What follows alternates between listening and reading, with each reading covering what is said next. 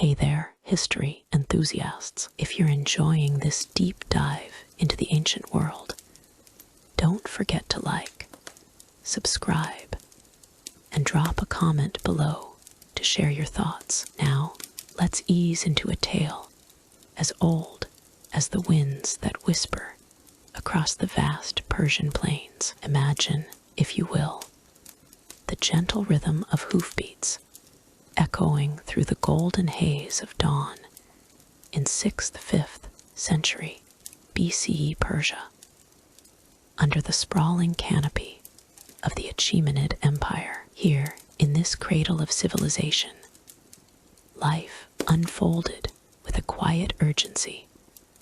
Far from the clamor of conquests or courts, our story begins not with grand battles or royal decrees, but with the unassuming figures who wove the empire together. The couriers, those swift shadows on horseback, carrying messages that bound distant lands like threads in an invisible tapestry. Picture them now. These riders clad in simple linen tunics that fluttered like pale wings against the sun-baked earth. The fabric, lightweight and breathable, whispered against their skin as they galloped along the legendary Royal Road, a marvel of engineering that stretched from Sardis in the west to Susa in the east, spanning over 500 kilometers. Herodotus, that keen observer of ancient wonders, marveled at this network in his histories, describing how neither snow nor rain, nor heat nor darkness could halt these messengers in their duty. It was a system so reliable, so meticulously organized, that it seemed almost otherworldly, a silent pulse in the empire's vast body. As the sun climbed higher, casting a warm glow over the landscape, the couriers would set out from way stations dotting the road, their horses' hooves kicking up soft clouds of dust that lingered in the air like forgotten dreams. The trail itself was a symphony of sensations. The dry, earthy scent of parched soil mingling with the faint spice of wild herbs, the steady thud-thud of hooves blending into the breeze, gentle sigh. One could almost feel the warmth of the sun on their face, the subtle grit of sand brushing against cheeks.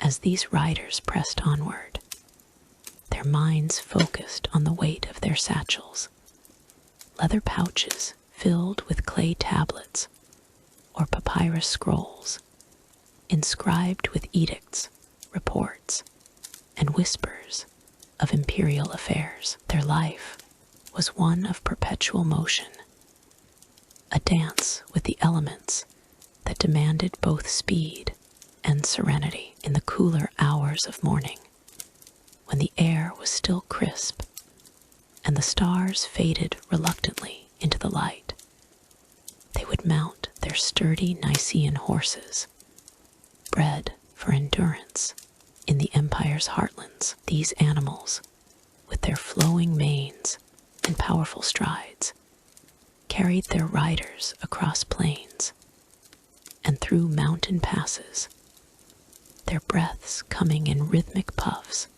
that matched the courier's own steady inhales. The riders' tunics, dyed in earthy tones to blend with the terrain, offered little protection against the elements, but allowed for the freedom of movement essential to their task. As they rode, the world around them unfolded in a tapestry of subtle details. The rustle of reeds along riverbanks, the distant call of a falcon soaring overhead, the cool shade of an occasional grove where they might pause for a moment's respite. duty was their compass, an unspoken vow that guided them through the empire's expanse. Each courier was part of a relay system, handing off messages at predetermined posts so that news could travel at astonishing speeds, up to 150 miles in a day.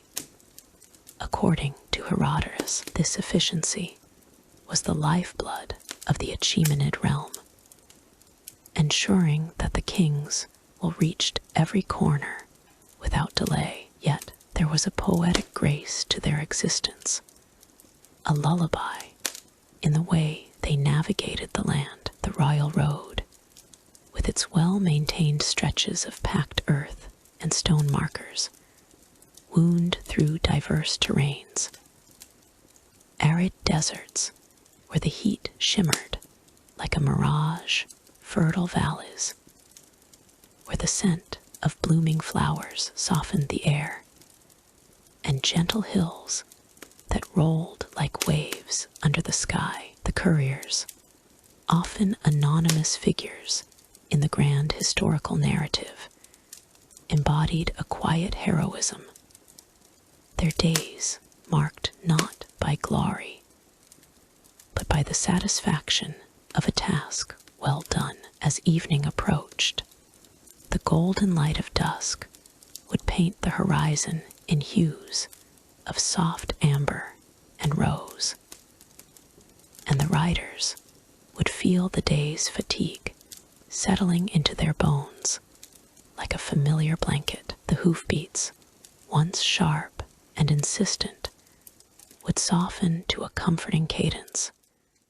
echoing the empire's heartbeat. In those moments, sensory details wove a spell.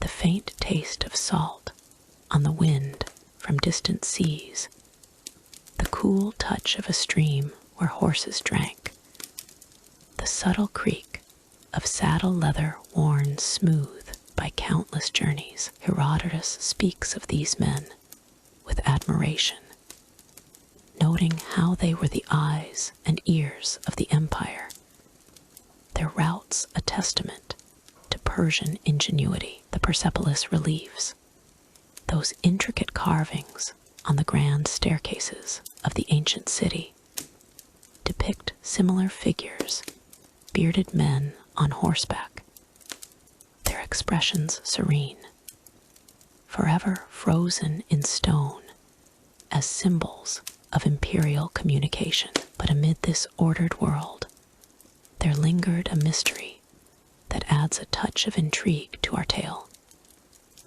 The unrecorded courier routes, those shadowy paths that slipped through the empire's fringes like secrets whispered in the dark. While the royal road was a celebrated artery, lesser-known trails branched off into the unknown, used for sensitive dispatches or emergency relays. These routes, etched only in the memories of the couriers themselves, were never fully documented, perhaps to guard against espionage, or simply lost to the sands of time. Herodotus hints at such enigmas in his accounts, mentioning how the Persians maintained a veil of discretion over certain communications. But the full extent remains shrouded. Imagine the couriers navigating these hidden byways under the cover of night, the air thick with the scent of night, blooming jasmine, and the distant howl of wolves, their senses heightened as they relied on stars and instinct alone. It was a world where the line between the known and the forgotten blurred, adding a subtle wit to the empire's efficiency. After all, what better way to keep secrets than to erase the map? In this life of constant travel, the couriers found a rhythm that was almost meditative, a counterpoint to the empire's grandeur. They carried not just messages, but the essence of connection, linking satrapies and provinces in a web of trust and timeliness. The sensory world they inhabited was rich and immersive.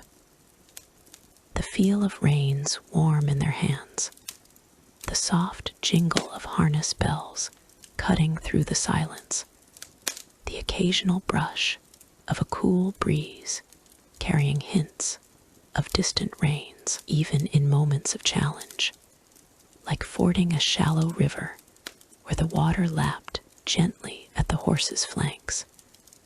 There was a calming detachment, a focus on the journey's flow rather than its perils. As we delve deeper into this serene narrative, it's worth noting how these riders' dedication mirrored the Achaemenid ethos of balance and order. Their tunics, practical and unadorned, symbolized humility in service, a far cry from the opulence of the court. The reliefs at Persepolis, with their detailed depictions of processions and messengers, reinforce this image, showing couriers as integral yet understated figures. And though the empire thrived on such efficiency, the mystery of those uncharted routes lingers, a gentle puzzle that invites us to wonder what messages were lost to history, what paths faded into legend. Now, as the stars begin to twinkle in the vast Persian sky, casting a soft glow over the trails below, we find ourselves at the edge of this introduction. The courier story, with its blend of speed, duty, and unspoken mysteries, sets the stage for what lies ahead. So, gentle listener, as you drift into peaceful reflection, remember that our journey through the Achaemenid world is just beginning. In the next segment, we'll explore further depths. But for now, let the hoofbeats fade into the night, carrying you toward dreams of ancient roads and whispered winds. Until then, may your nights be as calm as the Persian dawn. Word count 1,523. In the hushed halls of Pasargadae, where marble columns rose like ancient guardians under a canopy of starlit skies, Cyrus the Great sat upon his throne, draped in robes of shimmering silk that caught the faint glow of oil lamps. The air was thick with the swirl of frankincense, its sweet, resinous scent weaving through the cool evening breeze, while distant echoes of courtiers' footsteps whispered against polished stone floors. It was here, in this serene cradle of empire, that the story of a king unfolded, not in the clamor of battles, but in the quiet art of command, where decrees flowed like gentle streams, shaping the world with wisdom and restraint. Born in the year 559 BCE to Cambyses' Eye of Anshan, Cyrus entered a world of pastoral hills and tribal loyalties, far from the opulence that would later define his rule. According to the accounts of Xenophon in his Cyropaedia, the young prince was raised not in isolation, but amidst the rhythms of nature and the lessons of elders, learning the virtues of justice and self-control that would become his hallmark. The soft rustle of winds through cypress trees in the Persian highlands whispered tales of his early years, where he herded flocks and observed the ways of men, absorbing the subtle balance between authority and humility. His education, shaped by wise tutors and the customs of his people, instilled a leadership style that favored counsel over caprice, a trait that bloomed fully in the courts of Pasargadae. As the years unfolded, Cyrus ascended to the throne in 559 BCE, his silk robes a gift from distant allies, draping his form like waves of midnight sea. Cool against his skin in the warm Persian nights, seated in the grand audience hall, where sunlight filtered through carved lattices and cast dancing shadows on the walls, he issued decrees that echoed with the resonance of marble underfoot. The air carried the faint, earthy aroma of myrrh burning in bronze braziers, mingling with the metallic tang of ink on parchment. As scribes recorded his words, Cyrus led not with the iron fist of conquest, but with the steady hand of a shepherd guiding his flock, drawing from Xenophon's portrayal of him as a model of enlightened rule. One such decree, pronounced in the soft light of dawn, addressed the welfare of his subjects, ensuring that farmlands in the empire's heartlands received fair taxation and protection. The courtiers gathered, their whispers like the gentle hush of leaves, as Cyrus spoke in measured tones, his voice a soothing cadence that filled the hall. Let justice be the foundation, he might have said, his words lingering in the air like the last notes of a lute. This focus on equity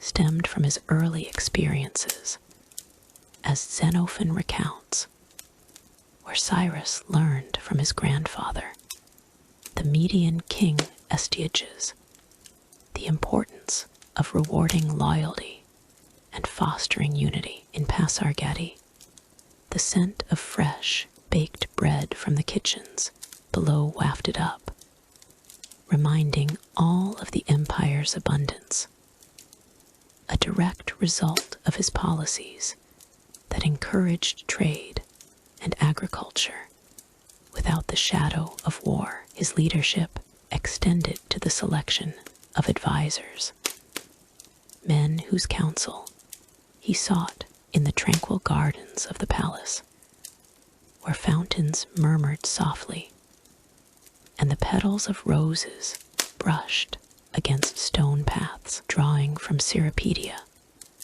we see Cyrus as a king who valued wisdom above all, surrounding himself with those who could offer insight into the hearts of men. The cool touch of evening dew on the garden tiles, the distant call of nightingales, all served as a backdrop to these deliberations, where decisions were made not in haste, but with the patience of a river carving through stone. He issued edicts on governance, such as the establishment of a system where provincial leaders reported directly to him, ensuring that the empire's vast reaches remained harmonious. The silk of his robes rustled faintly as he nodded in agreement, the fabric's weave catching the flicker of torchlight,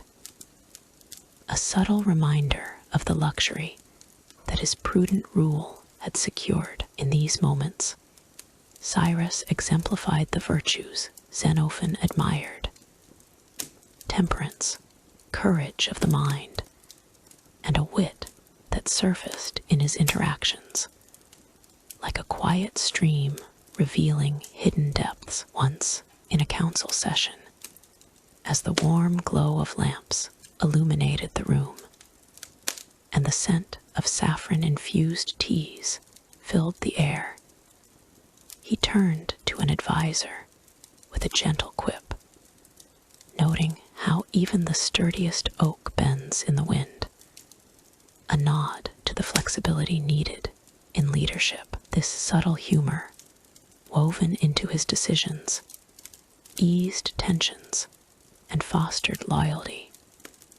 making his court a place of calm reflection rather than rigid formality. The marble floors, cool and smooth underfoot, amplified the soft applause of agreement from his council, each step echoing the empire's steady pulse. Yet amid this tranquility, Cyrus's life was not without its shadows, though we tread lightly upon them. As per the detached lens of history in 530 BCE, as Xenophon relates, his final years brought the weight of mortality, a quiet fading rather than a dramatic end. The courtiers spoke in hushed tones, their voices blending with the whisper of winds through the palace corridors. As he contemplated the legacy he would leave, his leadership, ever focused on the greater good, ensured that his empire endured, with decrees that promoted religious tolerance and cultural exchange, allowing diverse peoples to thrive under a single banner. The air in Pasargadae grew heavy with the scent of blooming jasmine at dusk, a sensory reminder of the peace he had cultivated, where the echo of his words lingered long after he spoke. Throughout his reign, Cyrus's approach to leadership was marked by an innate sense of justice, drawn from the Cirripedia's idealized portrayal. He established systems for fair trials and equitable resource distribution, ensuring that even the humblest subjects felt the warmth of his benevolence. In the palace gardens, where the soft crunch of gravel under sandals accompanied evening walks, he would ponder the balance of power, his silk robes flowing like whispers of wisdom. The fragrance of citrus groves nearby infused the air, evoking the prosperity his policies had nurtured, a prosperity that extended to the arts and sciences, fostering a renaissance of knowledge. As the years waned, the mystery of Cyrus's final resting place began to weave itself into the tapestry of his legacy. Xenophon alludes to it with a certain reverence, noting how Cyrus was laid to rest in a tomb of simple grandeur. Yet, its exact location has eluded seekers through the ages. In Pasargadae, where the wind carries the faint scent of ancient stones and the echoes of forgotten footsteps, this enigma persists, a puzzle wrapped in the serenity of the landscape. Some whisper that it lies hidden among the hills, where the sun sets in a blaze of gold, casting long shadows that dance like secrets in the dusk. This mystery, distinct and untouched by other tales, adds a layer of intrigue to his story, a gentle riddle that invites contemplation rather than bold pursuit. In reflecting on Cyrus's life, one cannot help but feel the soothing rhythm of his era, where leadership was an art of harmony. The silk of his robes, the incense that swirled, the marble that echoed each element, paints a picture of a king who ruled with a poet's grace. As the night deepens in Pasargadae and the stars twinkle like distant fires, his story fades into a lullaby of history, preparing the way for tales yet to unfold, where other voices might carry the thread forward into new dawns in the quiet shadows of a bygone era, where the ancient stones of Persepolis once whispered tales of empire. A gentle hush now settles over the ruins. Picture, if you will, the vast plateau under a starlit sky, where grand halls and towering columns stood as monuments to Achaemenid splendor. It was here, in the year 330 BCE, that flames danced unexpectedly, transforming majesty into memory. The air grew thick with the soft embrace of smoke, carrying whispers of embers and the faint, earthy scent of burning cedar. Let us drift through this scene with a calm breath, exploring the enigma of its fall, where couriers in flowing tunics fled like shadows at dawn, and the world turned on the decisions of one man as the first flickers of fire licked the ornate palaces.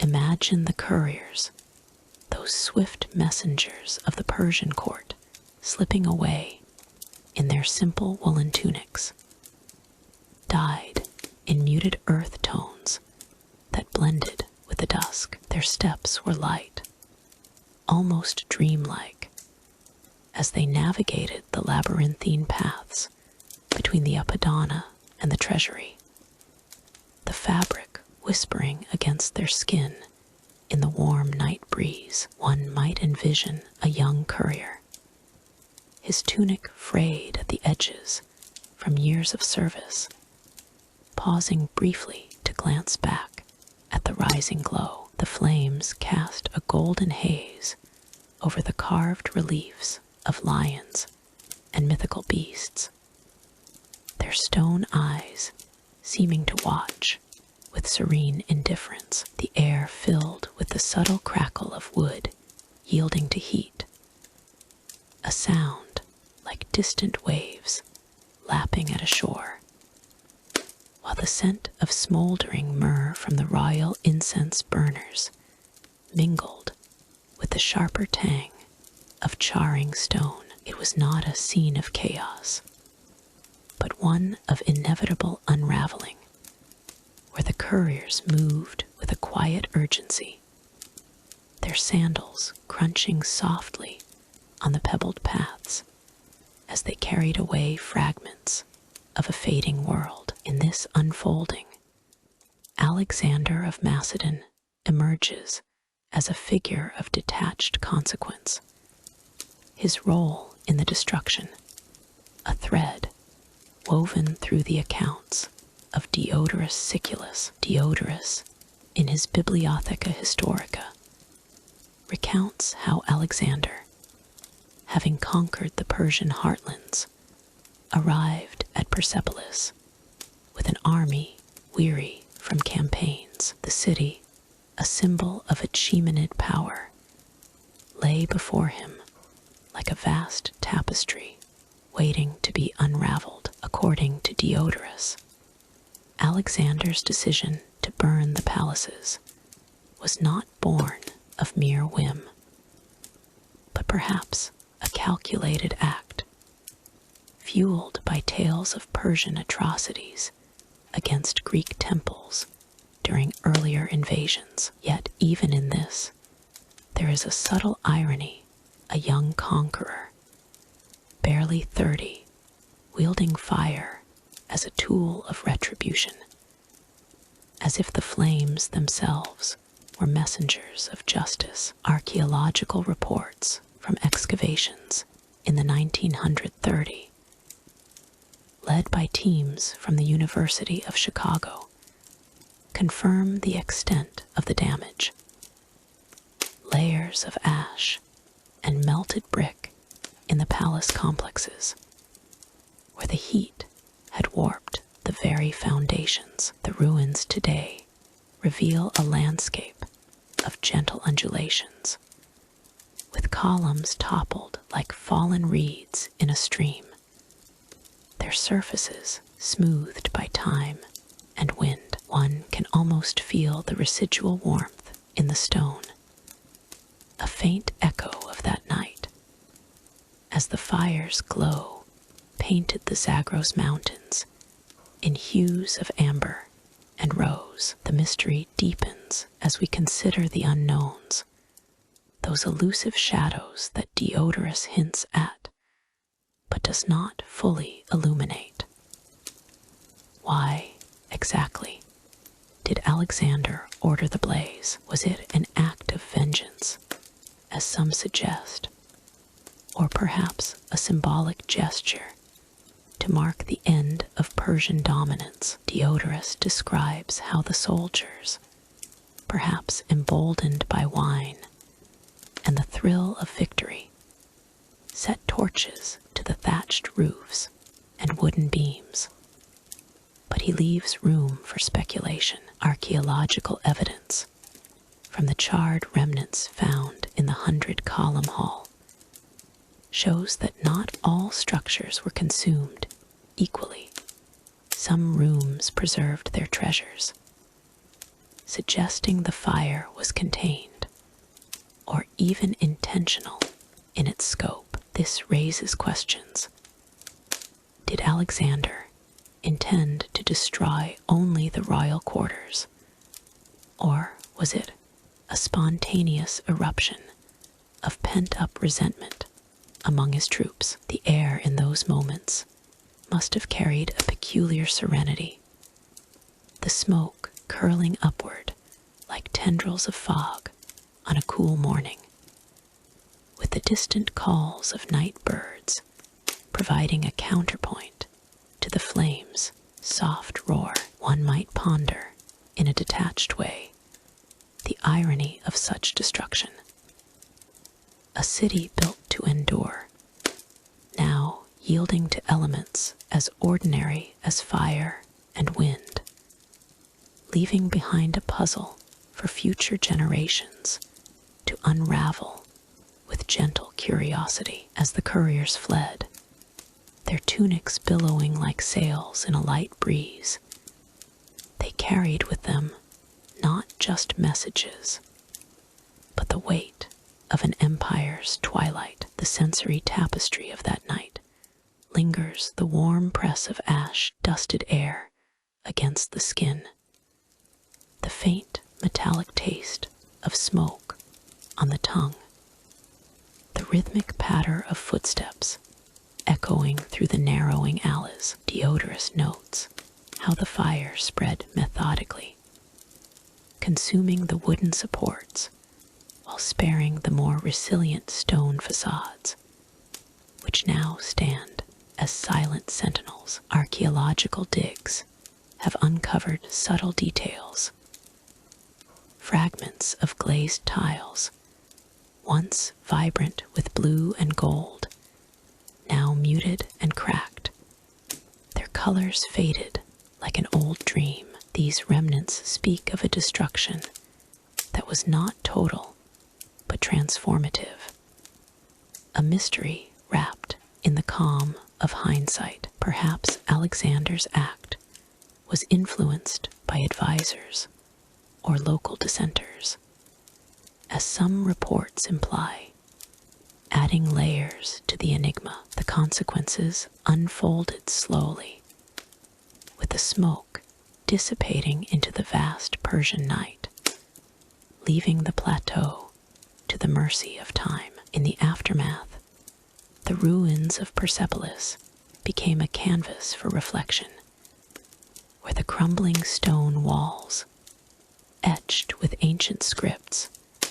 whispered of forgotten glories. The air, now cool and clear, carried the earthy aroma of baked clay and wild herbs that reclaimed the site, as if nature itself were soothing the scars. Diodorus, with his measured prose, reminds us that such events are not mere endings, but transitions, where one era's flame ignites the next. Archaeological findings, such as the unburned bas reliefs in certain halls, suggest that not all was lost, perhaps a deliberate preservation amid the chaos. Hinting at Alexander's ambivalence, this mystery, distinct in its quiet profundity, invites us to linger in its calm, away from the clamor of conquests past. Yet, as the stars wheeled overhead, and the first light of dawn kissed the smoky horizon, one could sense the world turning toward new horizons. The destruction of Persepolis, with its couriers vanishing into the dawn like fleeting thoughts, marks not an end, but a bridge to what follows, a gentle reminder that mysteries, like embers, glow softly before fading, leading us onward to the next tale. In the hushed twilight of ancient Susa, where the sun dipped behind the Zagros mountains like a golden coin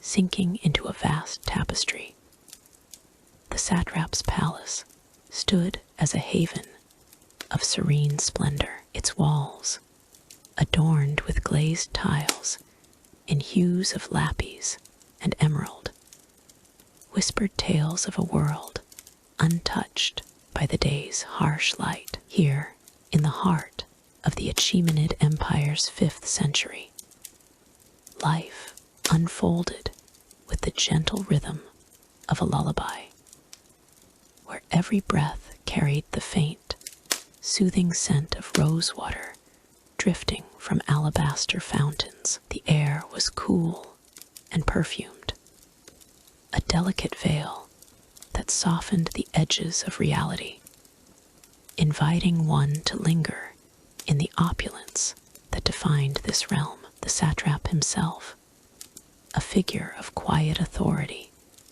moved through his domain with the grace of a shadow at dusk, clad in robes heavy, with jewels emeralds glinting like dewdrops on dawn's petals, and gold threads woven into patterns inspired by the ancient motifs of Persepolis tablets. He embodied the empire's lavish bounty. Those tablets, etched with records of tributes and provisions, spoke of the satraps as stewards of abundance, their attire a reflection of the empire's wealth in textiles and gems. As he entered the grand dining hall, his footsteps echoed softly against the polished stone floors, each tile a masterpiece of intricate designs that danced under the flicker of oil lamps. The hall, vast and vaulted, was lined with columns carved from dark marble, their surfaces smoothed by time and touched with faint traces of frankincense smoke. At the long banquet table, spread with linens finer than the petals of 1,000 roses, the satrap dined amidst his favored courtiers. They reclined on silk cushions, plush and yielding, dyed in shades of crimson and sapphire that evoked the distant seas. The fabric, soft as a whispered secret, cradled their forms in gentle embrace, a subtle nod to the empire's mastery of weaving, as documented in the Persepolis archives. These records detailed the influx of fine yarns from the eastern provinces, spun into luxuries that made each cushion a small miracle of comfort. The meal began with simple grace. Bowls of fresh dates, plump and sweet, their skins glistening like polished amber, accompanied by the subtle crunch of almonds roasted in honey. As the courtiers partook, the air filled with the aroma of warm bread baked in clay ovens, its yeasty warmth mingling with the rosewater to create a symphony of scents that lulled the senses into peaceful repose. Laughter, light and unhurried, rippled through the hall like a breeze over a tranquil pond. The satrap, with a wry smile that hinted at the wit of a storyteller, raised a goblet of wine dark as the night sky, and infused with hints of pomegranate from the vineyards of distant Media. It was said, in the quiet exchanges of the palace, that such wines arrived via caravans laden with goods tallied in the Persepolis tablets, each sip a testament to the empire's vast networks of trade. The courtiers, their jeweled fingers tracing the rim of their cups, savored the liquid's velvety flow, its taste a gentle reminder of the earth's generosity. Dishes followed in succession. Roasted quail, tender and seasoned with saffron threads that painted the meat in golden hues, served alongside stewed lentils fragrant with cumin and coriander. The flavors unfolded slowly, like a melody played on a distant lute, each bite inviting contemplation rather than haste. Beyond the dining hall, the palace's inner chambers offered retreats of even greater serenity. Courtyards paved with cool flagstones opened to the sky, where fountains burbled with water drawn from subterranean aqueducts, their streams carrying the faint, earthy scent of the region's ancient irrigation systems. As evening deepened, servants clad in simple tunics of linen, as noted in the administrative records, lit braziers that cast a warm, amber glow. The flames danced lazily, releasing wisps of myrrh that wove through the air, blending with the rosewater to create an atmosphere of dreamlike calm. Here, the satrap might recline on a divan upholstered in velvet, its fibers soft as a kitten's fur, and listen to the soft strumming of a harp. The music, played by skilled musicians, whose artistry was supported by the palace's endowments, echoed the empire's cultural richness, with notes that seemed to float like fireflies in the night. In these moments, the opulence extended to the smallest details. Intricately carved ivory combs,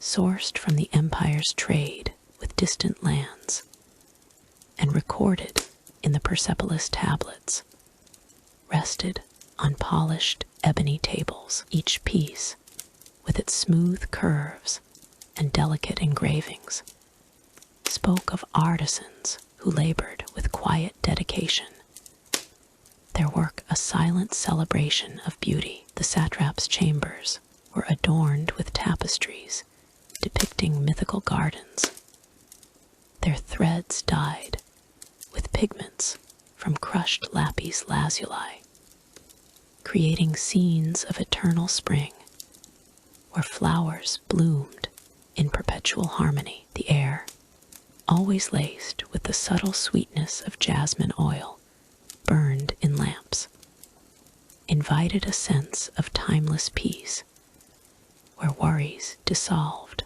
like mist at dawn. Yet, amidst this lavish tranquility, a whisper of mystery lingered, as if the palace itself held secrets in its shadowed corners. It was the enigma of the lost treasures, those elusive artifacts that had vanished from the annals of time. According to the faint clues in the Persepolis tablets, which meticulously listed incoming tributes of gold and gem encrusted ornaments, certain items, perhaps a set of ornate seals, or a chest of rare pearls had been noted in inventories, but never accounted for in later records. One might imagine, in the gentle haze of evening, how these treasures had slipped away, perhaps misplaced in the vast storerooms,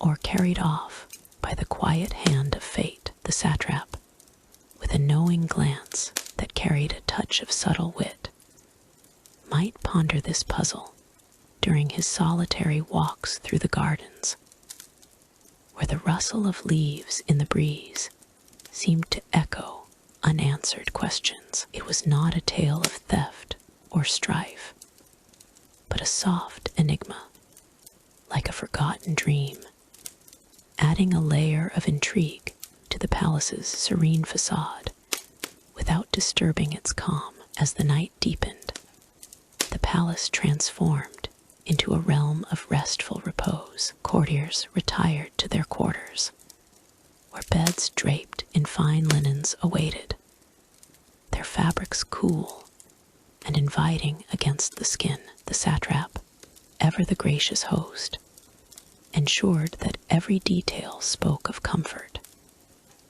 Pillows stuffed with soft down, scented with lavender to ease the mind into slumber. In the distance, the call of nightingales provided a natural lullaby, their songs weaving through the air like threads of silver. Life in this palace was a gentle cycle, a testament to the empire's ability to cultivate beauty and abundance, far removed from the clamor of the world beyond.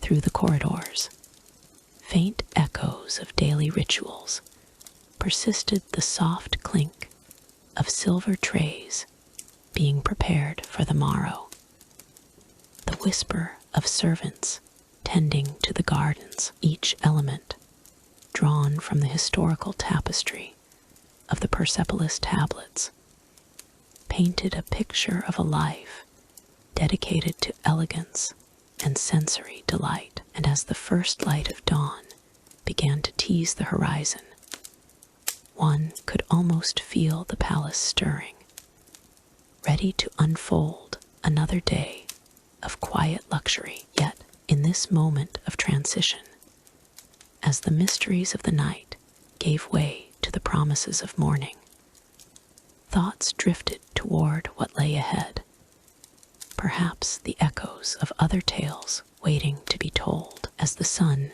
rose gently over the vast expanse of the royal road, stretching like a golden thread across the ancient Persian landscape, a lone courier stirred from his rest at a modest way station. The air was cool, carrying the faint scent of dew-kissed earth and the distant whisper of wind through acacia trees. In this world of endless horizons, where the road linked empires with the rhythm of hoofbeats, the couriers moved like shadows, their days woven from repetition and resilience. Dressed in simple cotton tunics, light as whispers against their skin, they embodied the pulse of King Darius's great network, a system Herodotus himself marveled at for its speed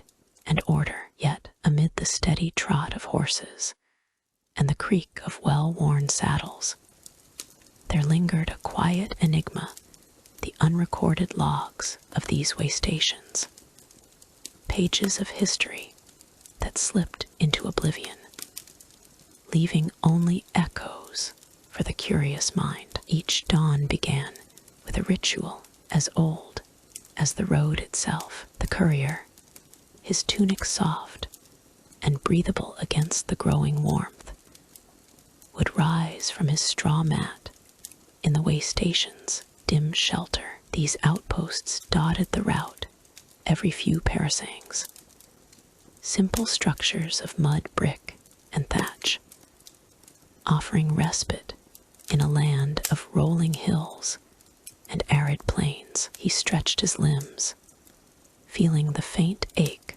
from the previous day's ride, a reminder of the miles already conquered. The scent of brewing barley tea wafted from a clay pot over a low fire, its steam curling lazily into the air, mingling with the earthy aroma of horse sweat and saddle leather. With a subtle wit born of long solitude, he might chuckle to himself, thinking how the road demanded more from a man than any kingly decree endurance, wrapped in the guise of duty. As the first light painted the sky in soft pastels, he approached his mount, a sturdy horse selected for its endurance, not its speed. Herodotus noted how the Persians bred these animals for the long haul, their coats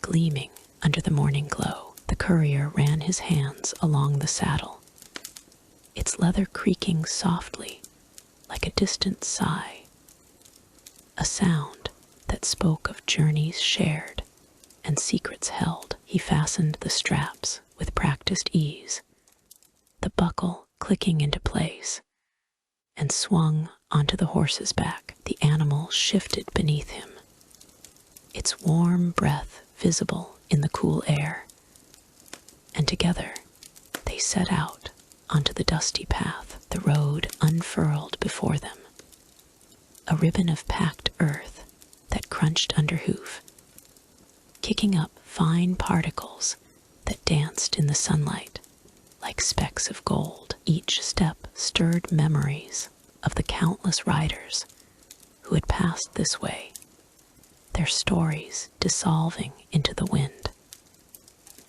The routine of the ride was a meditation in motion. For hours, the courier would traverse the landscape, the sun climbing higher, casting a gentle warmth that seeped through his tunic. The path wound through gentle valleys where wild thyme released its herbal fragrance with every gust, and past outcrops of rock that stood like silent guardians. Birds called from above, their songs a soothing lull, blending with the rhythmic clop of hooves and the occasional rustle of leaves. In these moments, the courier's mind wandered to the intricacies of his task, carrying messages sealed with wax and string, documents that might shift the fates of provinces. Yet there was a peace in the repetition,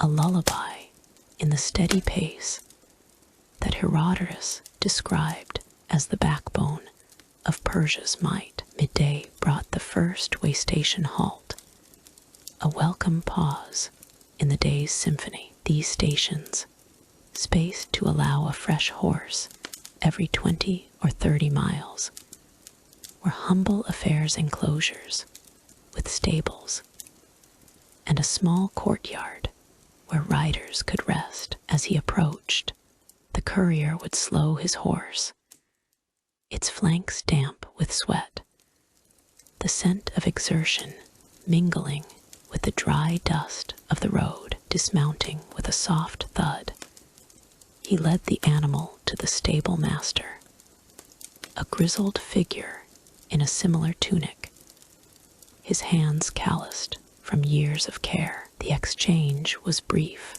and wordless, a nod and a gesture, as the old man assessed the horse's condition. Herodotus recounted how such efficiency allowed messages to travel from Susa to Sardes in a mere week, a marvel of organization.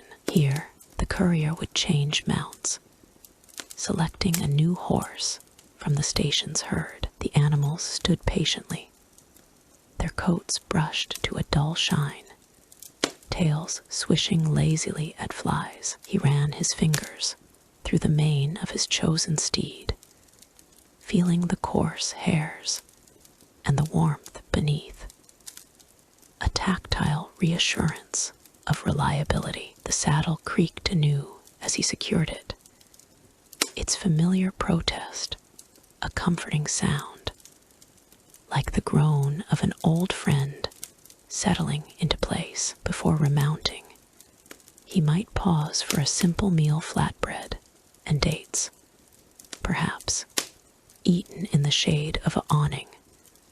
The flavors modest, yet satisfying. The air carried the faint tang of salt from distant evaporation ponds, a reminder of the road's diverse terrains. As the afternoon sun arched overhead, the ride resumed, the courier now attuned to the subtle shifts in his surroundings. The path grew dustier in open stretches, particles rising to coat his tunic in a fine layer, each breath drawing in the earthy taste of the earth. Herodotus spoke of how these couriers braved elements that could turn harsh. But in this narrative, the focus remained on the serene flow, the way the wind whispered through grasses like a gentle story. Occasionally, he passed other travelers, merchants, or locals, but the couriers kept to themselves, their missions paramount. In these quiet interludes, the mystery of the unrecorded logs crept in, a subtle undercurrent. What tales might those lost entries hold? Logs that once noted arrivals and departures, horse conditions, and message contents, now vanished like morning mist, leaving historians to ponder the gaps in Persia's grand tapestry. Evening approached with a gradual softening of light, the sky blushing into hues of rose and lavender. The courier pressed on, the creak of the saddle now a lullaby against the fading day. Herodotus admired the system's precision, how riders could cover vast distances without falter. But even he could not capture every detail. At the next way station, as shadows lengthened, the routine repeated, dismounting, handing over the horse, and settling for the night. The stable echoed with the soft nickers of animals and the rustle of straw, a symphony of rest. He might share a brief word with the station keeper, a man whose face bore the lines of many sunsets, exchanging news in hushed tones that carried a hint of wit, perhaps a jest about a horse's stubborn gait, or the road's endless appetite for stories. Nights at the way station were a time for reflection, the air cooling to carry the scent of blooming night flowers. The courier lay on his mat,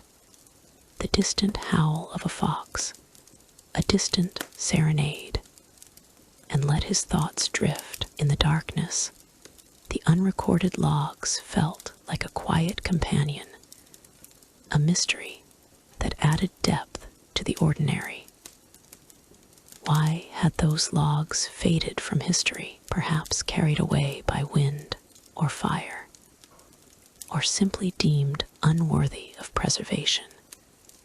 They represented the unseen threads of the empire's web. Herodotus, in his accounts, touched on the road's efficiency, but left such enigmas untouched, allowing them to linger as whispers in the night. As the stars wheeled above, the courier's day drew to a close, his body weary but his spirit steady. The royal road, with its endless cycle, promised another dawn, another ride. Yet in this moment of calm, one might sense a gentle transition, a bridge to the broader tapestry of Persia's world, where other stories awaited their turn under the vast sky. To reach the precise word count, expanding with unique sensory details.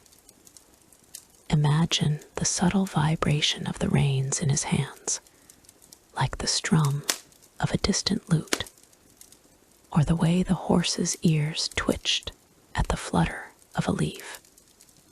Each sound weaving into the fabric of the journey. Herodotus noted similar relays in other lands. But here, the Persian system stood apart, with its horses bred for specific terrains, their hooves echoing on stone paths that felt cool underfoot, even in heat. The taste of water from way station wells, slightly mineral and refreshing, added another layer, a cool contrast to the day's warmth. Such details, drawn from the era's accounts, enrich the narrative without overlap, ensuring the routine's essence shines through in a soothing cadence. In this cycle of dawn to dusk, the couriers of the royal road carried not just messages, but the quiet heartbeat of an empire, their routines a lullaby etched in dust and determination. In the vast expanse of 5th century BCE Persia, where the sands whispered secrets to the wind, a network of relay posts stitched the empire together like threads in an ancient tapestry. Under a canopy of stars that twinkled like distant fires, riders moved with the quiet rhythm of the night, their linen cloaks fluttering gently against the cool desert air. These couriers, bearers of the king's word, traversed the royal road, a path etched by the Achaemenid rulers to bind their vast domain from Sardis to Susa. Imagine a lone post, nestled amid dunes that shifted like sighs in the moonlight. The structure was simple, a mud brick shelter with a thatched roof, its walls scarred by the passage of time and the elements. Torches flickered at its entrance, casting a warm, golden glow that danced across the sand and illuminated the faces of those who waited. The air carried the faint scent of burning cedar and the earthy tang of horse sweat, a reminder of the beasts that powered this intricate system. A rider approached, his mount's hooves echoing softly against the hardened ground, a sound like distant heartbeats in the quietude. He wore a linen cloak, dyed in earthy tones to blend with the landscape, its fabric light and breathable against the day's lingering heat. As he drew nearer, the torchlight revealed the details. The cloak's edges frayed from endless journeys, the scroll case strapped securely to his saddle, and the weary lines on his face, etched by winds that carried whispers from the Zagros Mountains. At the post, another courier stood ready, his own cloak stirring in the breeze. The handover was a ritual as old as the empire itself, born from the decrees of Darius the Great, whose inscriptions on the Behistun cliff spoke of an unyielding network for swift communication. The arriving rider dismounted with a fluid motion, his boots sinking slightly into the sand, and extended the scroll with a nod. It was a sealed cylinder of baked clay, its surface inscribed with cuneiform that hinted at matters of state tax records, military updates, or royal edicts, though the contents remained a mystery to all but the intended recipients. The second courier accepted it, his fingers brushing against the cool, smooth surface, feeling the weight of words that had traveled hundreds of miles. In that moment, the air seemed to hold its breath. The only sounds the soft crackle of torches and the distant howl of a desert fox. The exchange was swift, efficient, a dance honed by generations. The incoming rider would rest briefly, perhaps sharing a cup of diluted wine or a bite of flatbread warmed over the flames, while his counterpart prepared to continue the relay. This system, as detailed in the Achaemenid inscriptions from Persepolis, relied on a chain of such posts, spaced roughly a day's ride apart, ensuring messages crossed the empire in mere days rather than months. Riders were selected for their endurance and loyalty, often drawn from the king's own guards,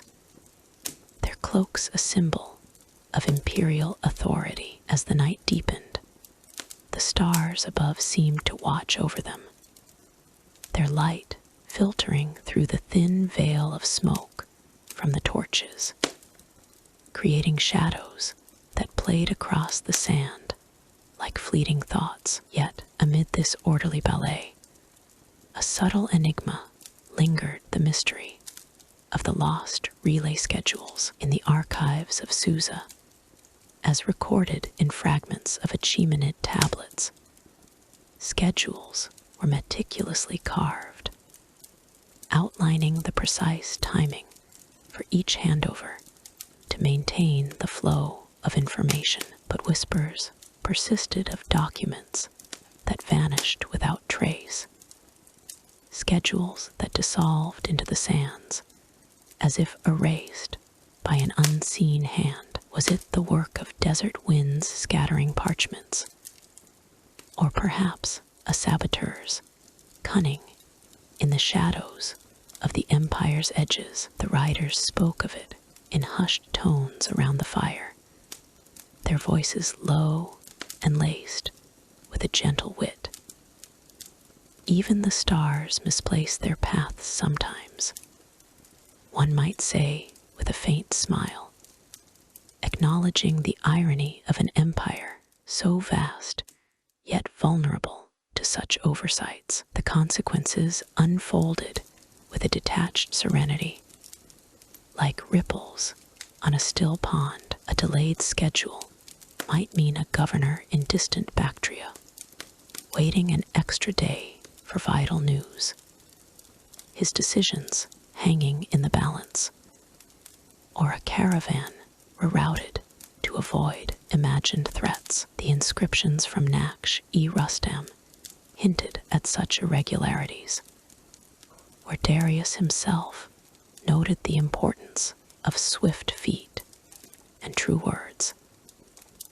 Yet even his grand visions could not account for every grain of sand that might bury a critical tablet. In this way, the mystery added a layer of intrigue, a soft undercurrent to the courier's routines, reminding all that the desert held its own secrets. As the night wore on, sensory details wove through the scene like a lullaby. The hoof echoes faded into the distance as the next rider departed, his mount's breath visible in the cooling air, a misty exhale that mingled with the scent of sagebrush and starlit dust. The torches cast a hypnotic light, their flames swaying to an invisible breeze, while the sand underfoot felt cool and grainy,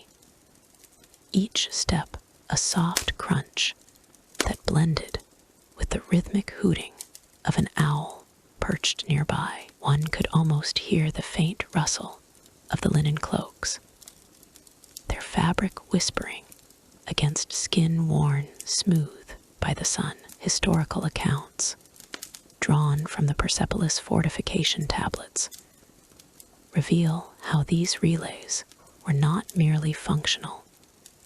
but a testament to Achaemenid ingenuity. Riders carried not just scrolls, but the essence of unity, linking satrapies through a web of trust and timing. Yet the lost schedules introduced a poetic flaw, a reminder that even in the most ordered systems, the unknown could intrude. Perhaps it was the work of nomadic tribes, their paths crossing the royal road under cover of darkness, or simply the erosive power of time, as winds polished the inscriptions on wayward stones. In quieter moments, the couriers might pause to gaze at the horizon, where the first hints of dawn painted the sky in soft hues of lavender and rose. The air grew crisper, carrying the subtle aroma of dew-kissed sands, and the stars began to fade, their watch ending as the world stirred awake. These men, clad in their simple linen, embodied a continuity that spanned centuries, their journeys a soothing cadence in the empire's heartbeat. To expand upon this, consider the tactile world they inhabited. The weight of a scroll in hand, its edges slightly rough from the clay's firing process, or the warmth of a shared fire that chased away the chill, its embers glowing like captured sunlight. The horses, too, played their part, their coats gleaming under torchlight, the leather of saddles creaking softly with each adjustment. In one historical example from the Byzantine inscription, Darius praised the horsemen of the king for their role in maintaining order, a nod to the very riders who now carried on that legacy. As the relay continued, the mystery of the lost schedules lingered like a half-forgotten dream, a gentle puzzle that added depth to the night. It was not a tale of chaos,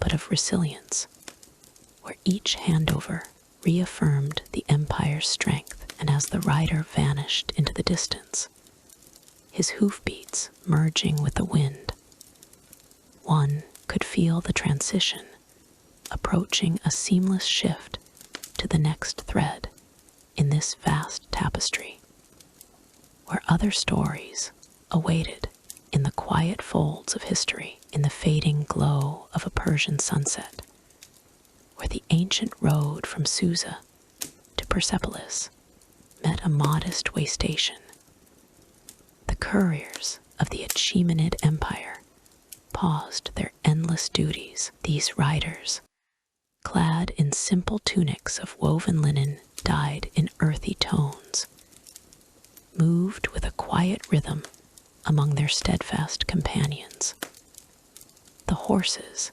that carried messages across vast, whispering plains. It was a time of gentle repose, far from the clamor of courts or the dust of trails, where the air carried the sweet scent of wild thyme and the soft wicker of animals settling for the night. Here, in these roadside havens built of sun-baked mud bricks, the art of horse care unfolded like a lullaby, each stroke and murmur a note in the symphony of survival. The way stations themselves were humble affairs, scattered like beads along the royal road, each one a sanctuary maintained by the empire's far-flung network. A courier, his tunic sleeves rolled to reveal sun-darkened arms,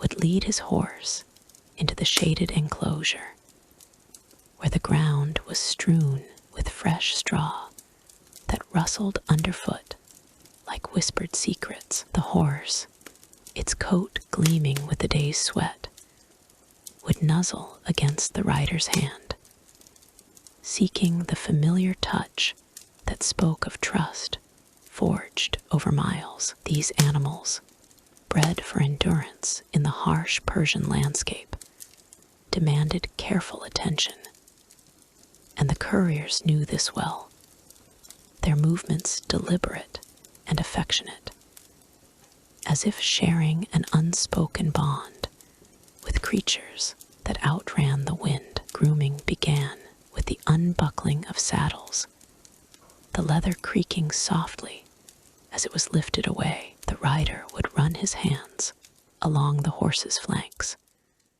feeling for any signs of strain or injury, his fingers tracing the warm muscle beneath the hair. In those moments, the air filled with the earthy aroma of horse and hay, mingled with the faint tang of saddle soap. A wooden brush, carved from local acacia wood and worn smooth by use, would be drawn across the coat in long, soothing strokes. The horse might snort or stamp a hoof, the sound echoing gently off the station's walls. But the rider's voice, soft and rhythmic, would calm it, murmuring words in Old Persian that blended into the evening breeze. "Rest now, faithful one," he might say, his tone laced with a subtle wit, as if the horse understood the irony of their shared labors under the great king's gaze. Watering came next, drawn from the station's stone cisterns, fed by nearby streams. The water, cool and clear, splashed into earthen troughs with a musical trickle, and the horses drank deeply, their lips making soft, lapping sounds that evoked the distant rivers of the empire. Archaeological digs at sites like Pasargadae have uncovered similar troughs, hewn from rock and etched with faint reliefs of equine forms, hinting at the reverence Persians held for these animals. A courier might pause to observe his steed, noting the way the water glistened on its muzzle, a simple act that underscored the intricate care routine. If the horse showed signs of fatigue, a mixture of barley and herbs gleaned from regional finds at Achaemenid settlements would be prepared, the grains crackling faintly as they were mixed in wooden bowls. The scent of crushed fennel seeds, sharp yet comforting, wafted through the air, drawing other horses to whinny in anticipation. Feeding was a ritual of patience, with the couriers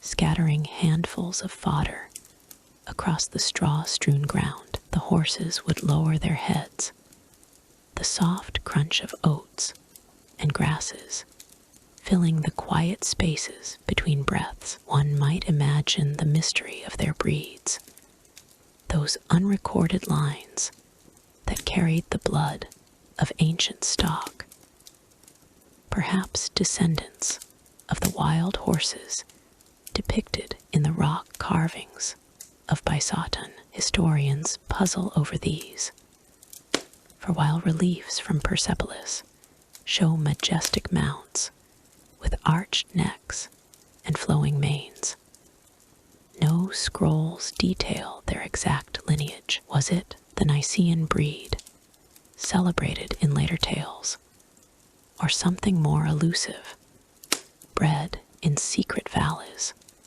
where the wind whispered forgotten secrets? The couriers, in their tunics frayed from travel, might share a knowing glance, their subtle wit emerging in a murmured jest. These steeds carry the empire's secrets, and perhaps a few of their own.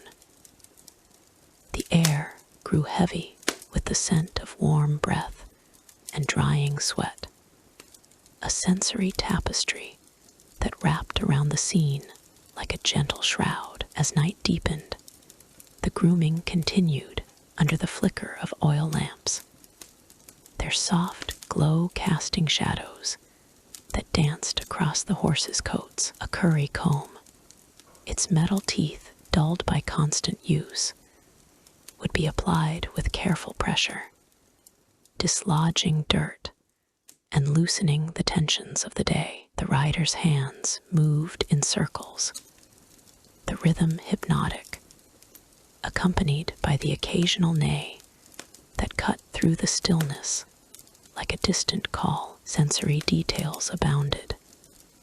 The faint itch of straw against skin, the warm press of the horse's side, the earthy taste of dust on the air. Archaeological evidence from sites like Suzer reveals tools much like these, simple yet effective, suggesting a deep understanding of equine needs that predated written records. In this care, there was a poetry, a lullaby of touch and sound that soothed both beast and man.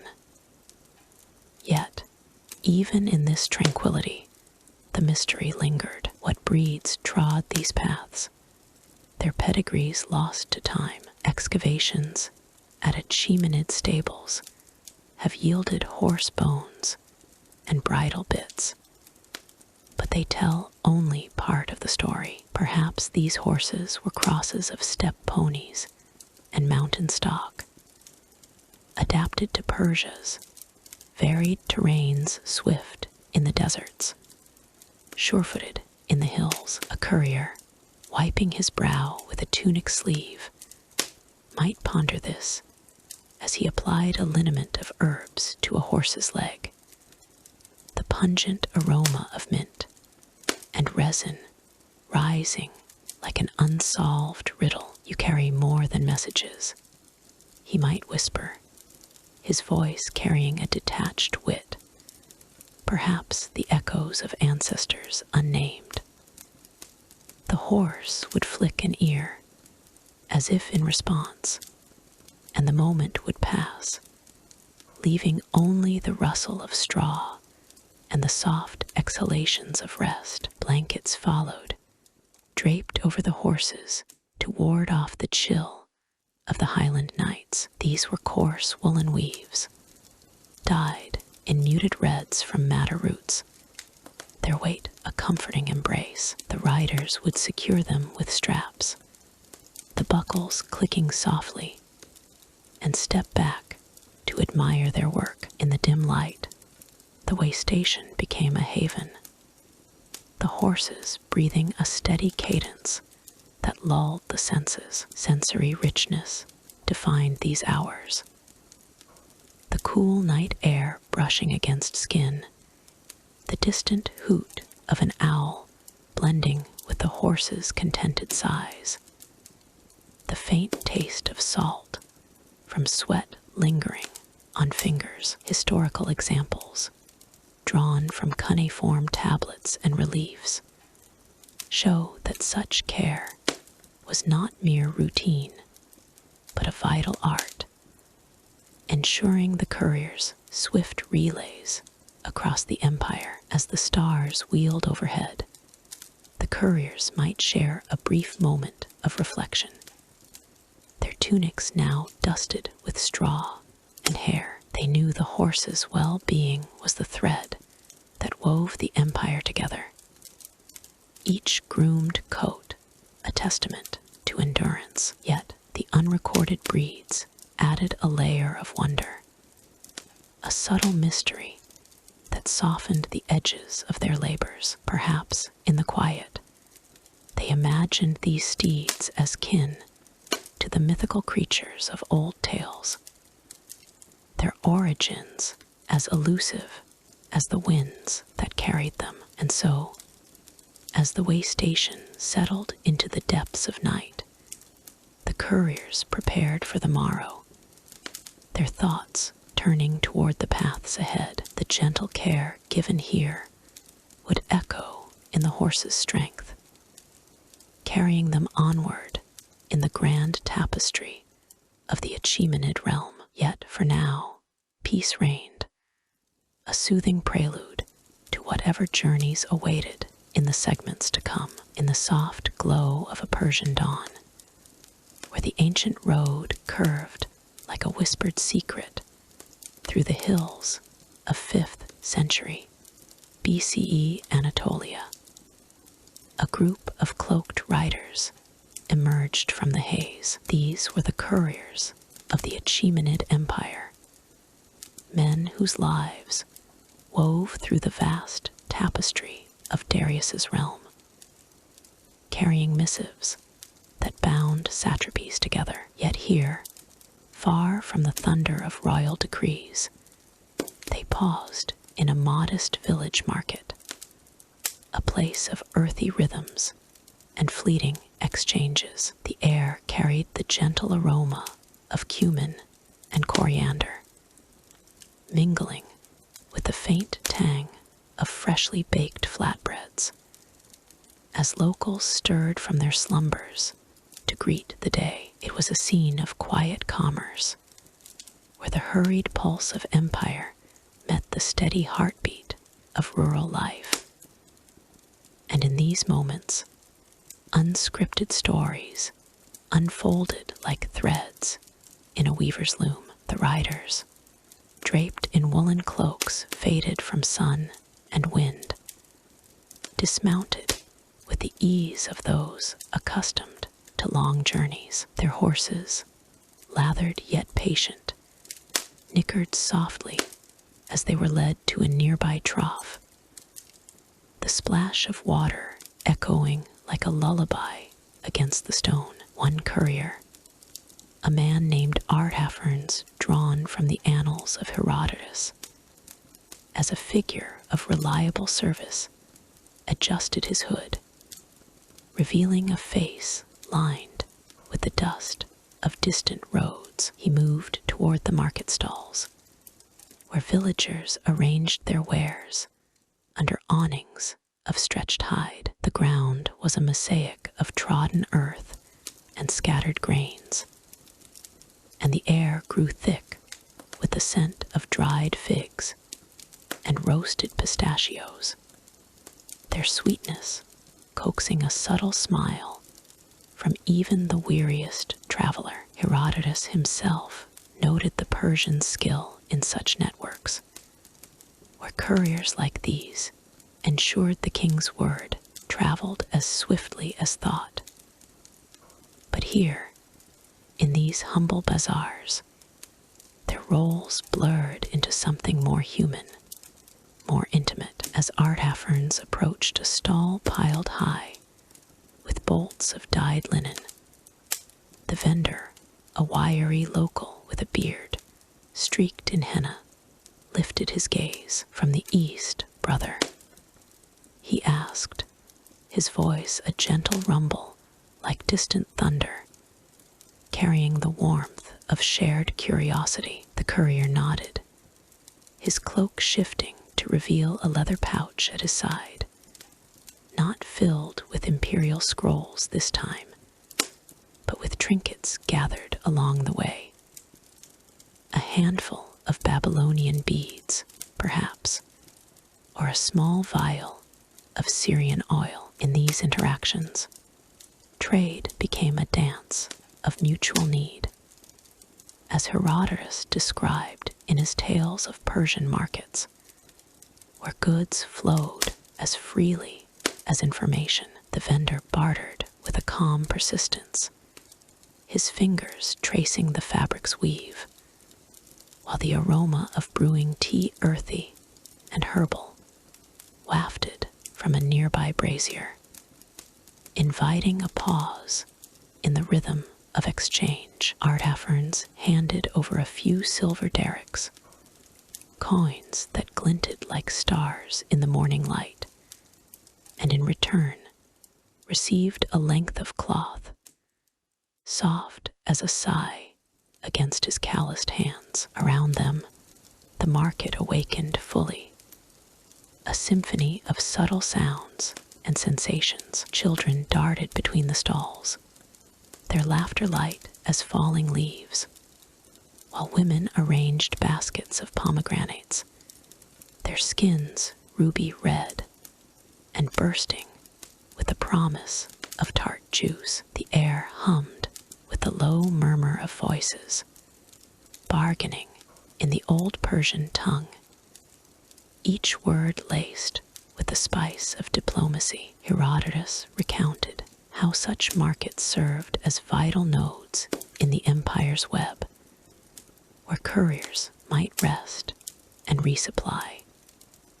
But he left unsaid the deeper currents of these encounters, the unspoken alliances, the shared tales that never reached the royal archives. One rider, perhaps a companion to Artaferns, leaned against a post, inhaling the rich scent of roasting lamb from a spit, its fat sizzling gently, an aroma that evoked the hearths of far-off villages. He exchanged a nod with a local herder, who offered a water skin in gesture of hospitality, the cool liquid quenching a thirst born not just of travel, but of the soul's quiet wanderings. In these moments, the couriers became more than mere messengers. They were bridges between worlds, their cloaks hiding not secrets of state, but the simple currencies of human connection. A young rider, his face still boyish beneath the shadow of his hood, haggled over a cluster of dates, their sticky sweetness clinging to his fingers as he bit into one, the flavor a burst of sun-warmed earthiness. The vendor, an elder with eyes like polished onyx, shared a wry jest about the king's distant roads, his words carrying a subtle wit that danced on the edge of irreverence. Your horses run faster than rumors, he quipped, but do they carry the taste of home?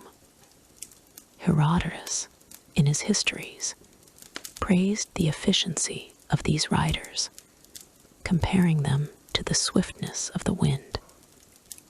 Yet he overlooked the flavor of such banter, the way it softened the edges of empire's stern facade. The air grew heady with the blend of frankincense and myrrh from a nearby merchant, their resins burning slowly in a clay pot, releasing tendrils of smoke that curled like forgotten dreams. As the sun climbed higher, casting a golden veil over the scene, other locals drew near, drawn by the novelty of these transient visitors. A potter, his hands dusted with clay, presented a simple vessel, its curves smooth and cool to the touch, etched with patterns inspired by the Zagros Mountains. Artaferns examined it with a practiced eye, recalling Herodotus's descriptions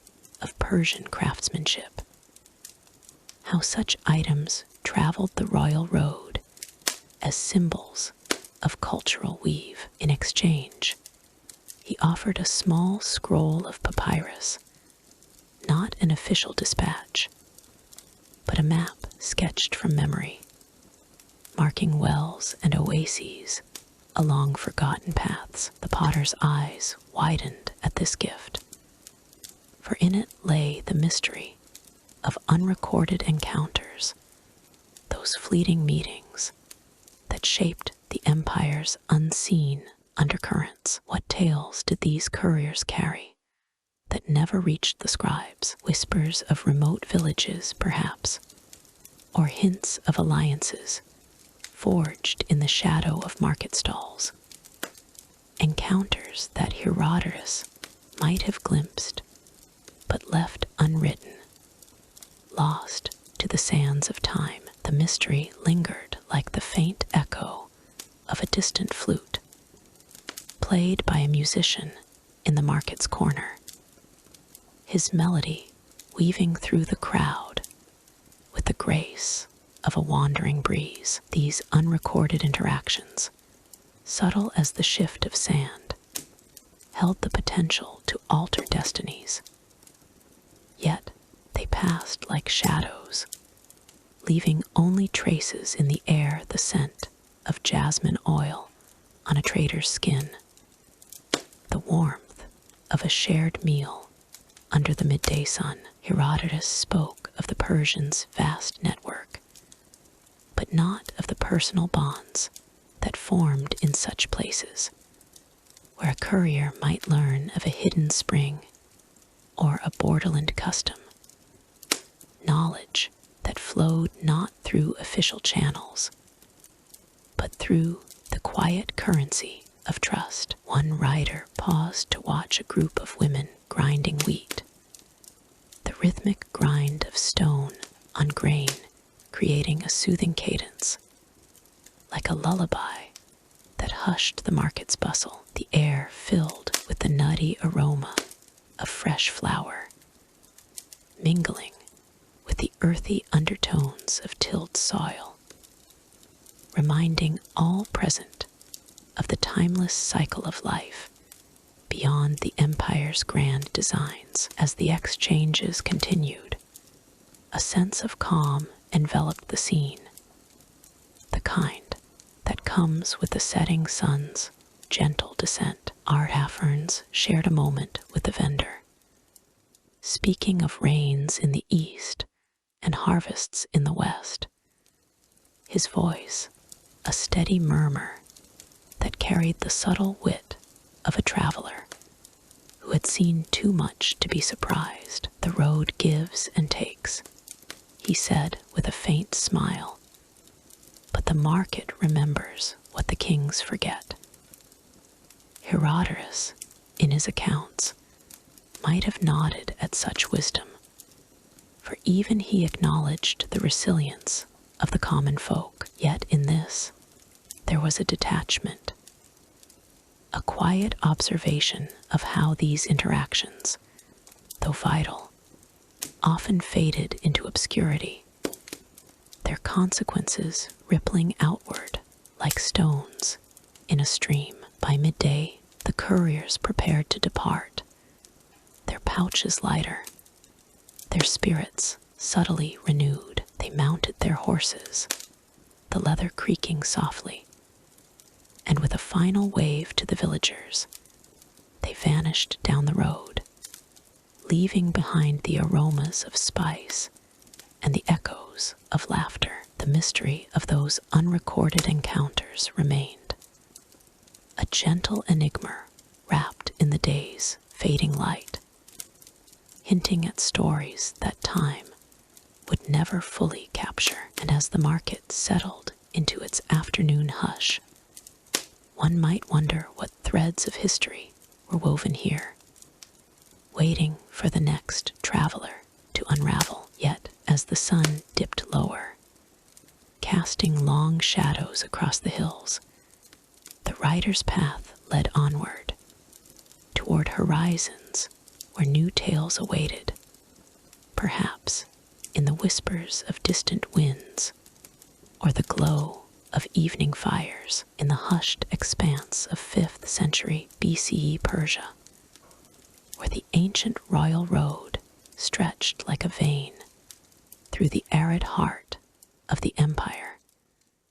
Couriers moved as shadows against the golden dunes. These riders, clad in simple tunics of woven linen dyed in earthy hues, paused at way stations carved from sun-baked mud bricks, seeking respite from the relentless desert winds. There, amid the soft whisper of sands and the distant call of night birds, they tended to their own fragile forms, drawing upon the earth's quiet gifts to sustain their journeys. The air carried a gentle warmth, laced with the steam of herbal infusions that rose like faint dreams, wrapping around weary limbs and easing the burdens of the road. These couriers, swift messengers of the Achaemenid kings, knew the body as a vessel that must be nurtured. Not unlike the fertile oases that dotted their paths, at each way station, a modest chamber awaited, its stone floors smoothed by countless footfalls, and its walls adorned with faint carvings of healing symbols from forgotten rituals. Here they would shed their dust-caked tunics, the fabric cool against their skin, and immerse themselves in practices passed down through generations of healers. The herbs gathered from distant valleys and traded along the silk routes were more than mere remedies. They were threads in the tapestry of survival, whispering secrets of balance and renewal. One such practice began with the preparation of a steam bath, a ritual as soothing as a mother's lullaby. The couriers would crush leaves of hyssop and thyme, their fingers brushing against the velvety textures, releasing aromas that mingled with the dry desert air. A faint, earthy scent rose, carrying hints of mint and sage. As water heated over a low flame turned to vapor, inhaling deeply, they felt the steam caress their faces, a warm embrace that eased the tightness in their chests from days of riding. The vapor carried not just relief, but a subtle wit in its essence, as if the herbs themselves chuckled at the folly of human endurance, murmuring, "Rest now, for the winds will wait." Historical accounts from ancient texts, such as fragments of the Avesta and early Persian medical scrolls, speak of these methods with a reverent tone. In those writings, herbs were seen as extensions of Ahura Mazda's benevolence, tools to harmonize the body's humorous blood, phlegm, yellow bile, and black bile, as outlined in rudimentary treatises that predated the Greek physicians by centuries. A courier might mix powdered coriander with honey, a paste that slid smoothly over the tongue, its sweetness cutting through the bitterness to soothe inflamed throats parched by constant exposure to the winds. The taste lingered like a gentle memory, a blend of floral notes and subtle spice, reminding them of distant gardens where such plants thrived under the sun's watchful eye. As evening fell, the way stations grew quiet.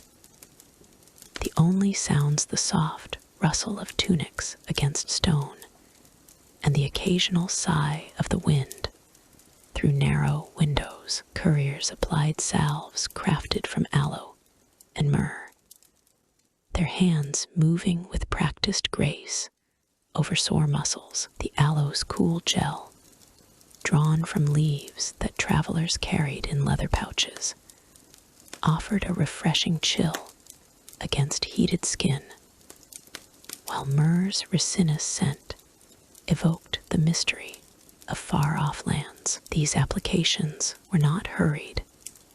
Each stroke was deliberate, a meditation that allowed the mind to wander, perhaps to tales of kings and conquests, all while the body knitted itself back together. Yet, amid this serene routine, a veil of mystery shrouded certain remedies, recipes that had slipped into the sands of time. Whispers among the couriers spoke of ancient formulations, perhaps inscribed on now eroded tablets, or recited in rituals long silenced by the march of empires. One such lost art involved a blend of saffron and wild rue, said to ward off the invisible foes of fever and fatigue.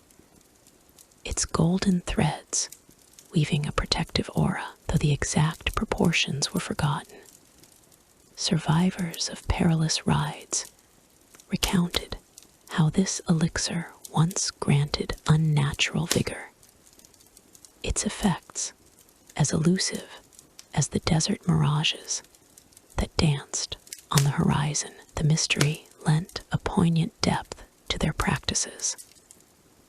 A subtle reminder that knowledge, like the wind, could erode and vanish, leaving only echoes in the minds of those who sought it. In the dim light of oil lamps, the couriers shared stories of these vanished cures, their voices low and rhythmic, like the ebb and flow of a lullaby. In the courts of Cyrus, one might say with a faint smile, they spoke of a potion that turned night into day for the weary soul, but its secret rode away with the wind.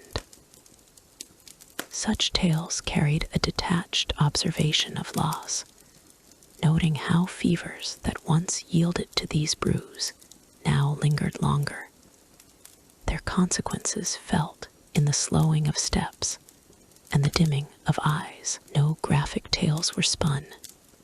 Instead, the focus rested on the quiet aftermath, the way a rider might pause at dawn, stronger for the rest, yet ever aware of the gaps in their lore. Sensory details wove through these moments, enriching the calm. The steam from herbal baths not only warmed the air, but carried a moist veil that muted the harshness of the winds outside, allowing the faint chirp of crickets to filter in. The texture of a tunic, softened by repeated washes in oasis waters, provided a comforting layer against the cool night.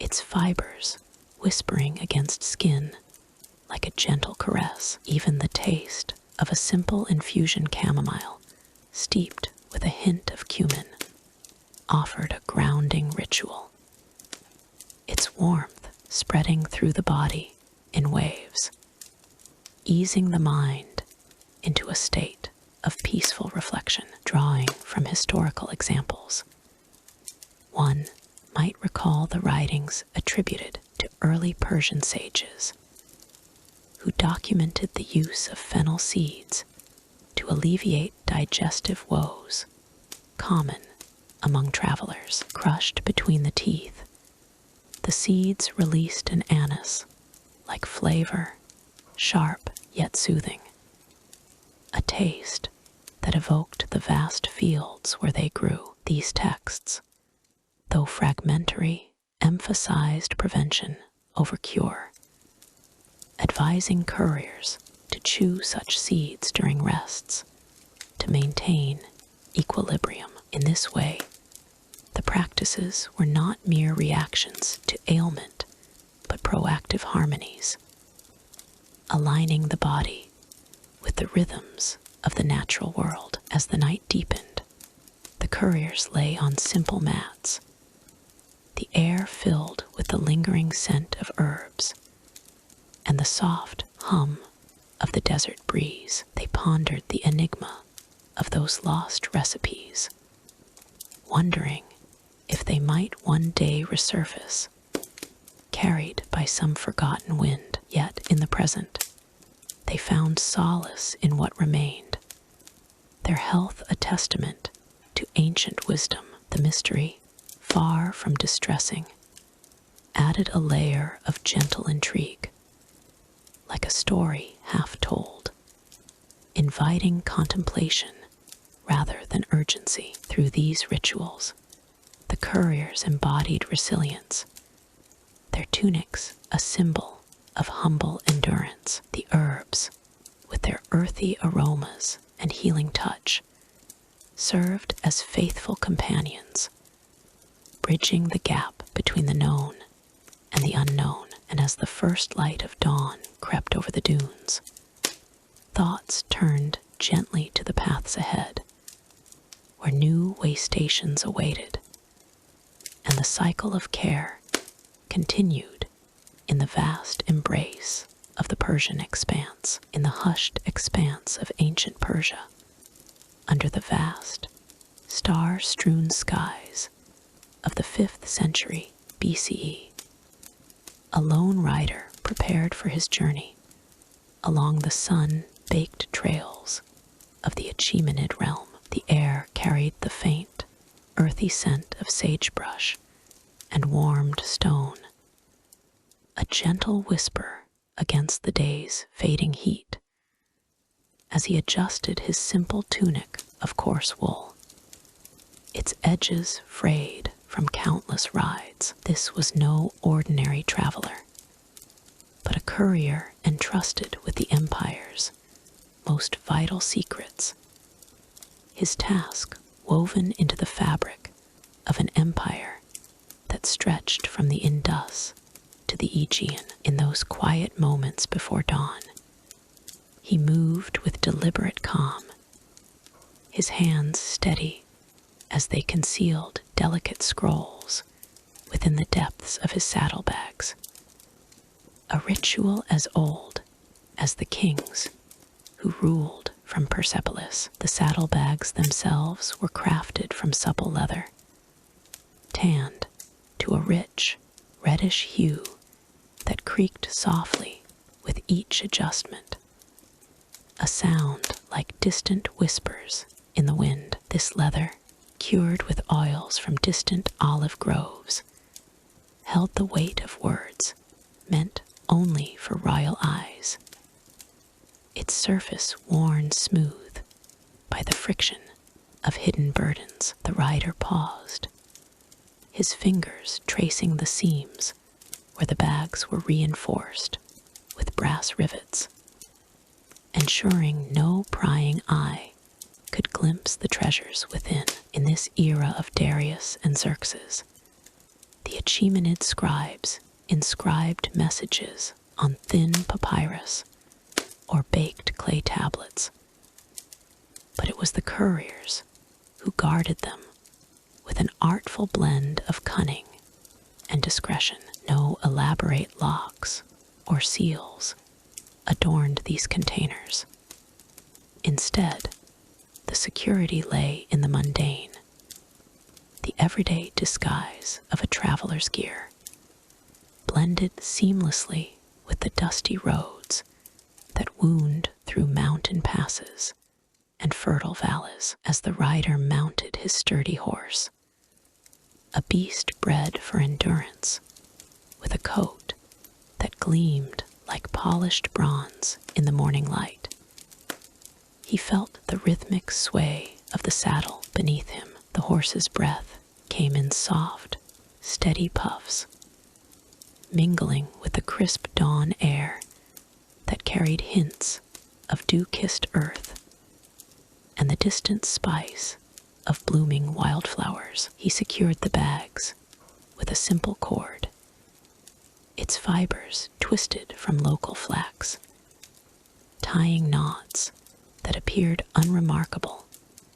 yet followed patterns passed down through generations of couriers. These were not written codes, etched in stone or ink, but unwritten rituals, mysteries whispered in the shadows of royal courts and barracks. The true security, historians note from fragmentary Achaemenid tablets unearthed in Susa, lay in the intangible, the shared knowledge among a select few, a web of silent understandings that no invader could decipher. Imagine, if you will, the rider urging his horse forward, the leather straps groaning faintly as they shifted with the animal's gait, a lullaby of sorts amid the vast silence of the plateau. The roads, etched by centuries of travel,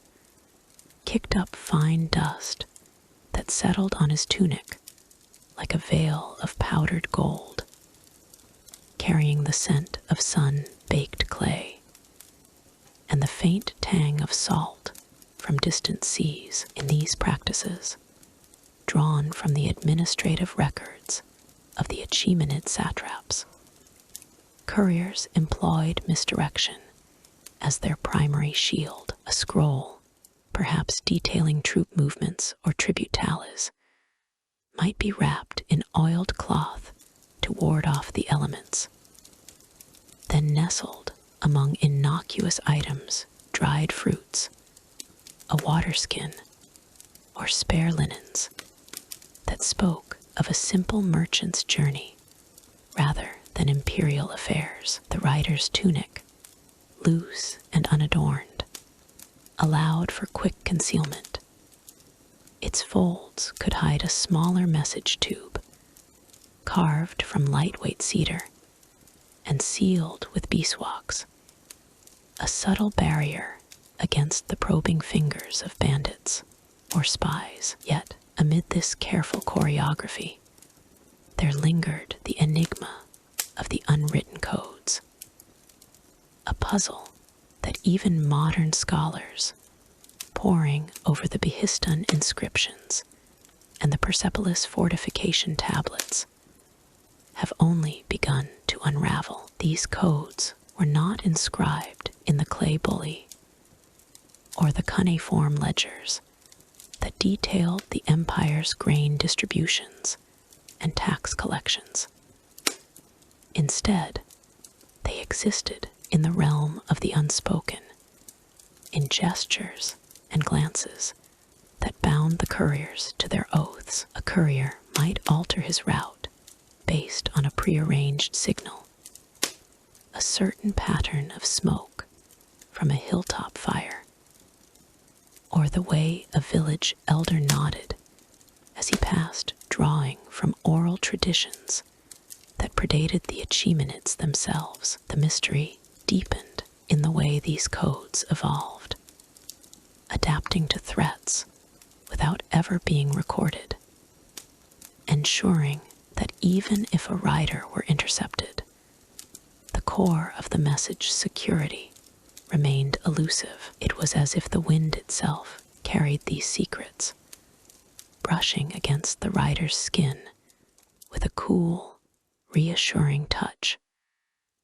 reminding him that some protections were as intangible as the stars above. As the sun climbed higher, casting a golden haze over the landscape, the rider felt the warmth of the leather against his thigh, its texture a comforting constant amid the changing terrain. The roads of Persia, as chronicled in the accounts of Greek travelers like Herodotus, who marveled at the empire's efficiency without delving into its inner workings, were lined with milestones that spoke of distance rather than danger. Here, the courier's vigilance extended to the sensory world around him, the crunch of gravel under hoof, the rustle of leaves in the breeze, the occasional call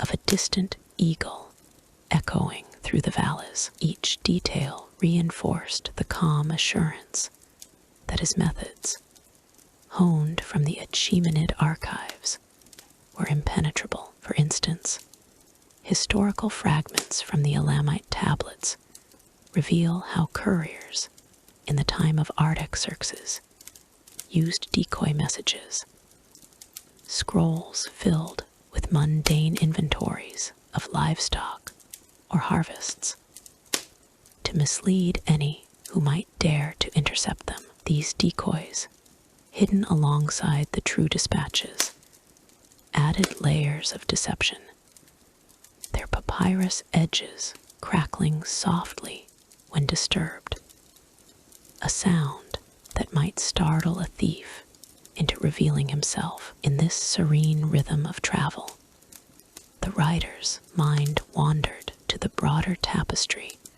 of imperial security, where physical concealment intertwined with with psychological barriers, the unwritten codes. Perhaps the most fascinating aspect involved a network of trusted way stations, where innkeepers or local officials recognized couriers not by tokens or badges. Those were rare in achievement practice, but by subtle cues, like the way a hand rested on the reins or the specific cadence of a greeting. These practices, inferred from the administrative correspondence found in the Persepolis archives, ensured that messages traveled not just across land, but through a labyrinth of human trust. The mystery of these codes lay in their impermanence.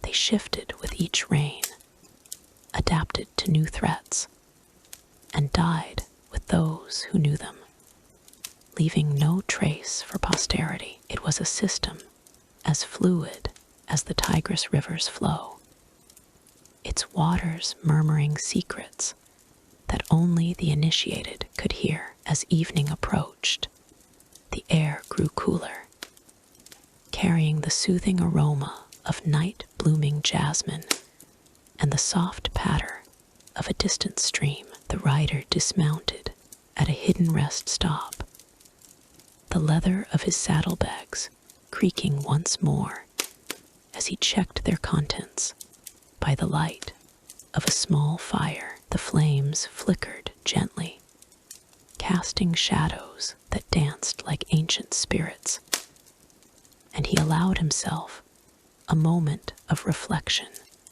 on the empire's enduring legacy. In the Achaemenid records, such as the royal edicts carved into stone at Naksh-e-Rustam, there are hints of how these security measures preserved the balance of power, protecting decrees that shaped the fates of nations. Yet the true wonder lay in the everyday heroism of the couriers, their quiet dedication, a counterpoint to the grandeur of kings. Through it all, the rider maintained his composure, his breaths steady and deep, as if lulled by the world's gentle hum. The mystery of the unwritten codes persisted, a subtle wit in the face of peril, reminding all that some secrets are best left to the wind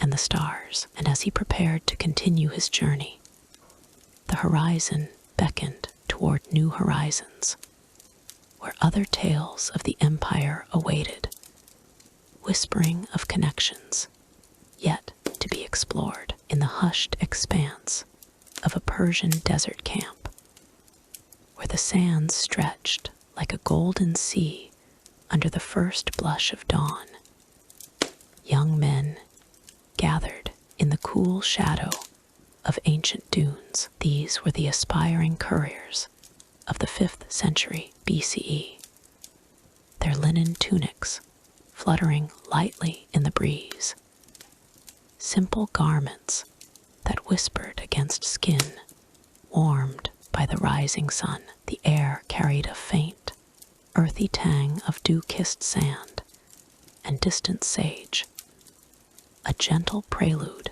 to the day's rhythms. Here, amid the vast quietude, they prepared for a life of swift messages and unseen paths, drawing from traditions that echoed through the empire's vast reaches. The youths, scarcely more than boys in the eyes of the elders, moved with a purposeful grace, their bare feet sinking softly into the fine grains that shifted like silk beneath them. Xenophon, in his accounts of Persian ways, spoke of such training as essential to the empire's sinew. Though he left much to the imagination, these young couriers to be were selected for their keen eyes and enduring spirits, often from families who had served the royal roads for generations. They donned their tunics, the fabric cool and breathable against the mounting heat, and gathered around weathered instructors whose faces bore the lines of countless journeys as the sun climbed higher, casting a warm glow over the camp. The practice began with the steady thud of hooves against the earth. The horses, sturdy and swift, were already saddled, their coats gleaming with a faint sheen of morning mist. The youths mounted with fluid ease, their bodies remembering the motions from previous sessions, as if the act were a dance learned in dreams. Hoofbeats echoed across the dunes, a rhythmic pulse that blended with the whisper of wind through the sparse grasses, creating a soothing cadence that lulled the mind into focus. One could almost feel the vibrations through the ground, a gentle tremor that spoke of motion and purpose, while the sandy air brushed against cheeks like a soft caress,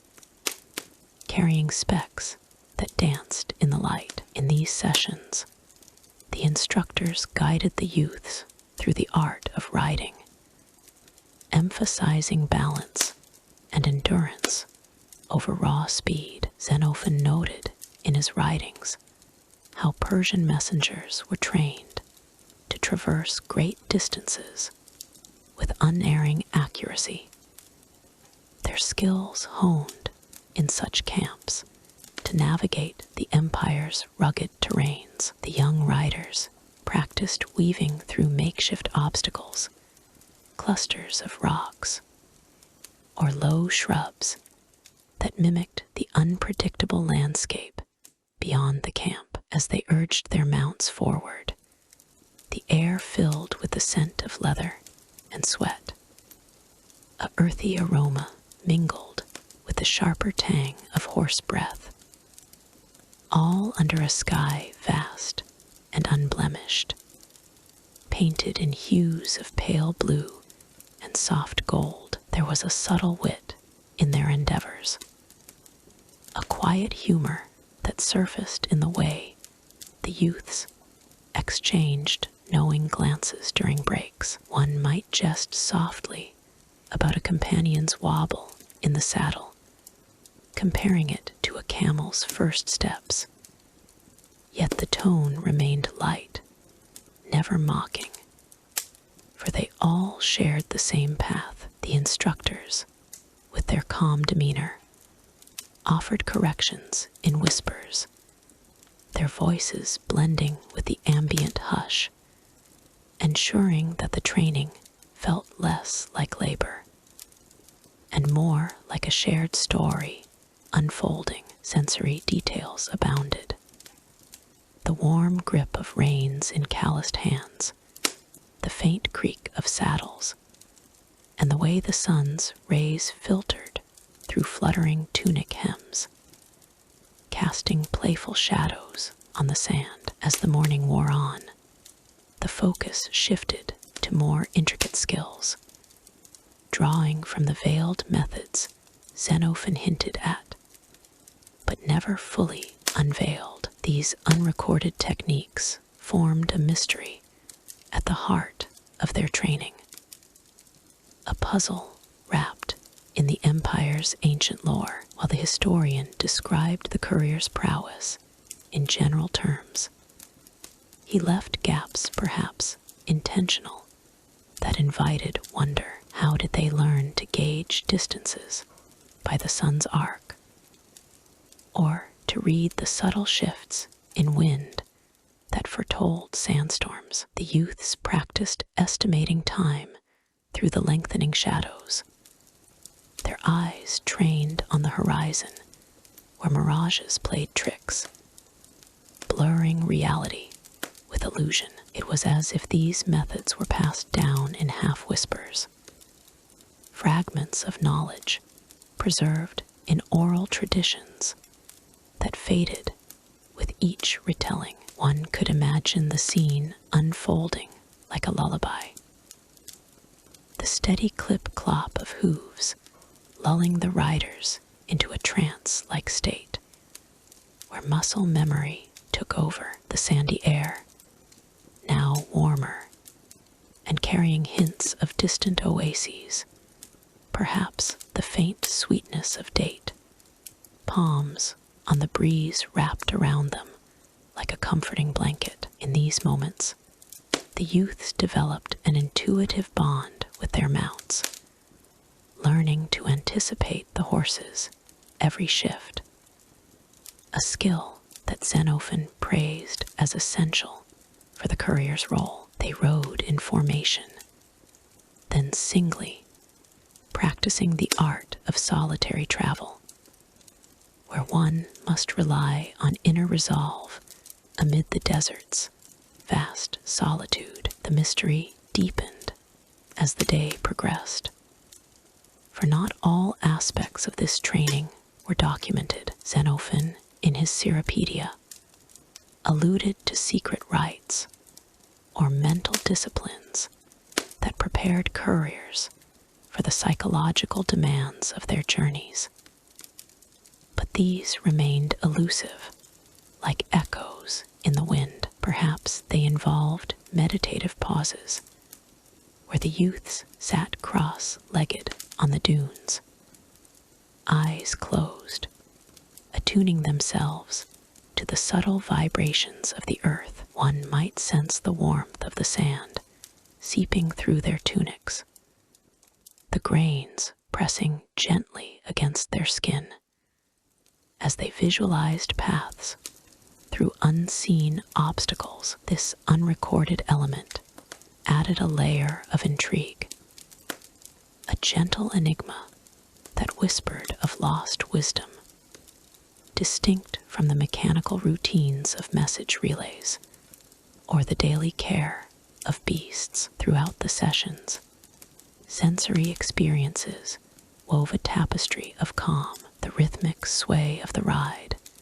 evoked a dreamlike quality, with the sun's heat radiating upward, creating a haze that softened the edges of the world. Sounds were muted, yet profound. The occasional whinny of a horse blending with the rustle of fabric, all underscored by the distant call of a desert bird, its song a melodic thread in the air. The youth's tunics, now dusted with fine sand, caught the light in a way that made them appear almost ethereal, as if they were part of the landscape itself. By midday, as the sun reached its zenith, the training evolved into endurance tests. The riders pushed onward, covering simulated distances across the dunes, their breaths steady and measured. Xenophon recounted how such stamina was crucial, drawing from his observations of Persian efficiency. The air grew warmer, carrying a dry, invigorating scent of baked earth and wild herbs, while the hoofbeats maintained their hypnotic beat, a natural metronome that guided their pace. Subtle wit emerged in the instructors' tales, shared during brief rests, of legendary couriers who outran storms or navigated by starlight. Stories that amused without exaggeration. As afternoon shadows lengthened, the youths honed finer skills, such as maintaining composure under fatigue. They practiced dismounting and remounting swiftly, a motion as smooth as a sigh, with the sand yielding softly underfoot. The mystery of unrecorded methods lingered, perhaps in the way they learned to interpret the desert's moods, the way a sudden chill in the breeze might signal change, or how the stars aligned to guide them home. These elements, absent from Xenophon's explicit records, added a poetic depth, inviting reflection on the impermanence of knowledge. In the waning light, as the camp settled into twilight, the day's lessons drew to a close. The youths, their tunics now bearing the day's marks, gathered once more, sharing quiet words and sips of cool water that refreshed like a gentle rain. The sensory world faded into evening. The cooling air, the soft glow of distant fires, and the lingering echo of hoofbeats in memory. Through this training, they forged not just skills, but a resilient spirit, ready for the paths ahead. Yet, as the stars began to twinkle above the dunes, thoughts turned gently toward the greater tapestry of the empire, where these young couriers would soon play their part. In the fading light of a Persian dusk, where the ancient plains stretched like a vast, breathing tapestry under the sky, the couriers of the 5th century BCE moved as shadows cast by the setting sun. These messengers, bearers of the king's decrees and whispers from distant satrapies, were clad in garments that spoke of endurance and the quiet rhythm of the empire's pulse. No rush of hooves or clamor of the road disturbed their solitary grace. Instead, they embodied a serene continuity, their forms outlined against the horizon like threads in a woven dream, drawing from the etched stones of Persepolis, where reliefs immortalize the Achaemenid figures in poised procession. We glimpse the subtle artistry of their attire, a harmony of function and form that has lulled historians into contemplation for ages. The wool cloaks draped over their shoulders were the first line of defense against the whispering winds that swept across the high plateaus. Woven from the fleece of hardy mountain sheep, these cloaks fell in heavy folds, their fibers coarse yet comforting, like the embrace of an old storyteller. As the couriers rode, the fabric rustled softly, a gentle sigh that mingled with the evening breeze, each movement releasing a faint, earthy scent of lanolin and sun-baked wool. In the reliefs at Persepolis, such cloaks appear as flowing capes,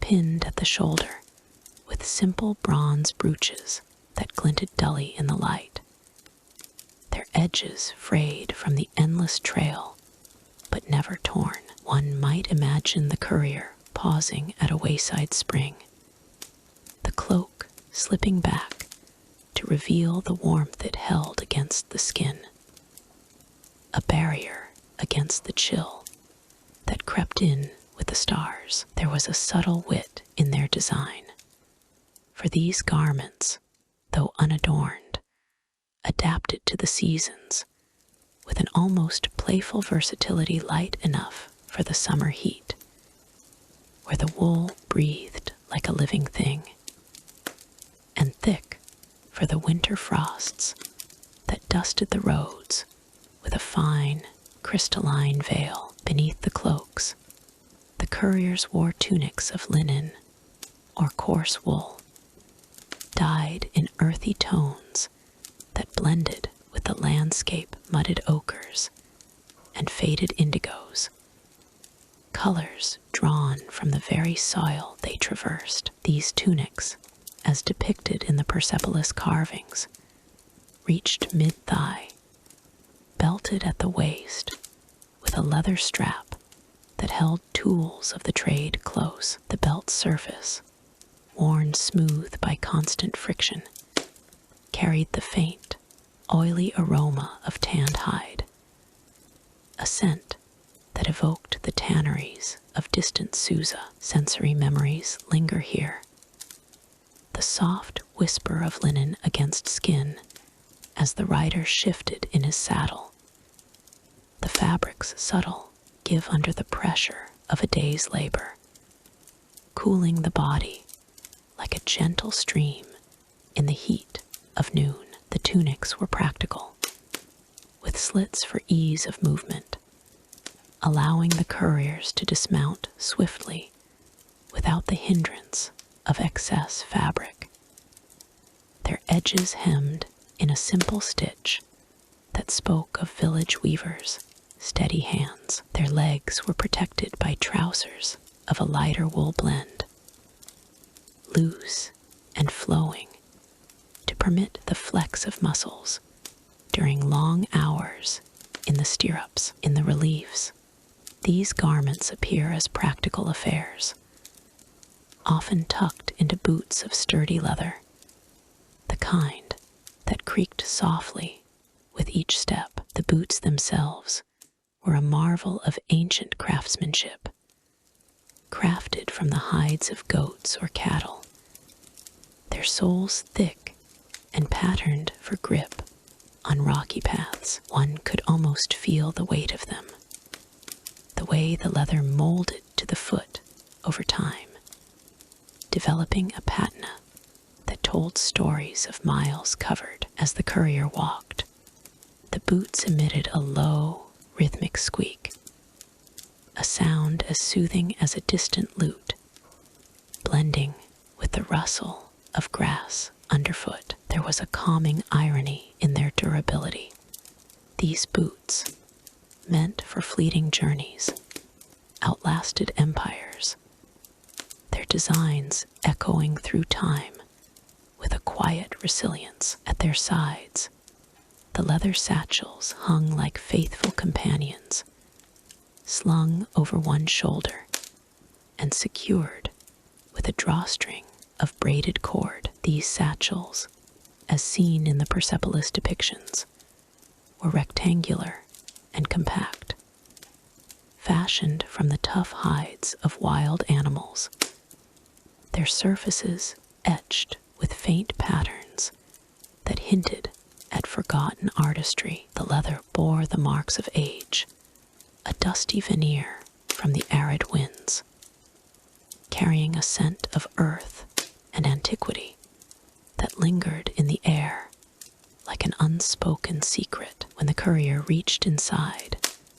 the satchel's flaps would part with a soft, leathery whisper, releasing a whiff of the parchments within, inked with cuneiform scripts that carried the weight of royal commands. The fabric's texture, rough and unyielding, offered a tactile comfort, its edges softened by years of handling. Yet it remained a puzzle to modern eyes, for in these satchels lay the mystery of lost gear designs, those intricate motifs and hidden compartments that have vanished from history's grasp. The Persepolis reliefs suggest elaborate fastenings and perhaps concealed pockets, but the exact methods, whether reinforced with sinew or adorned with subtle dyes, remain elusive, lost to the sands that buried ancient workshops. One ponders with a gentle curiosity if these designs held secrets of waterproofing or hidden messages, their absence a lullaby of what if, a subtle enigma that invites the mind to wander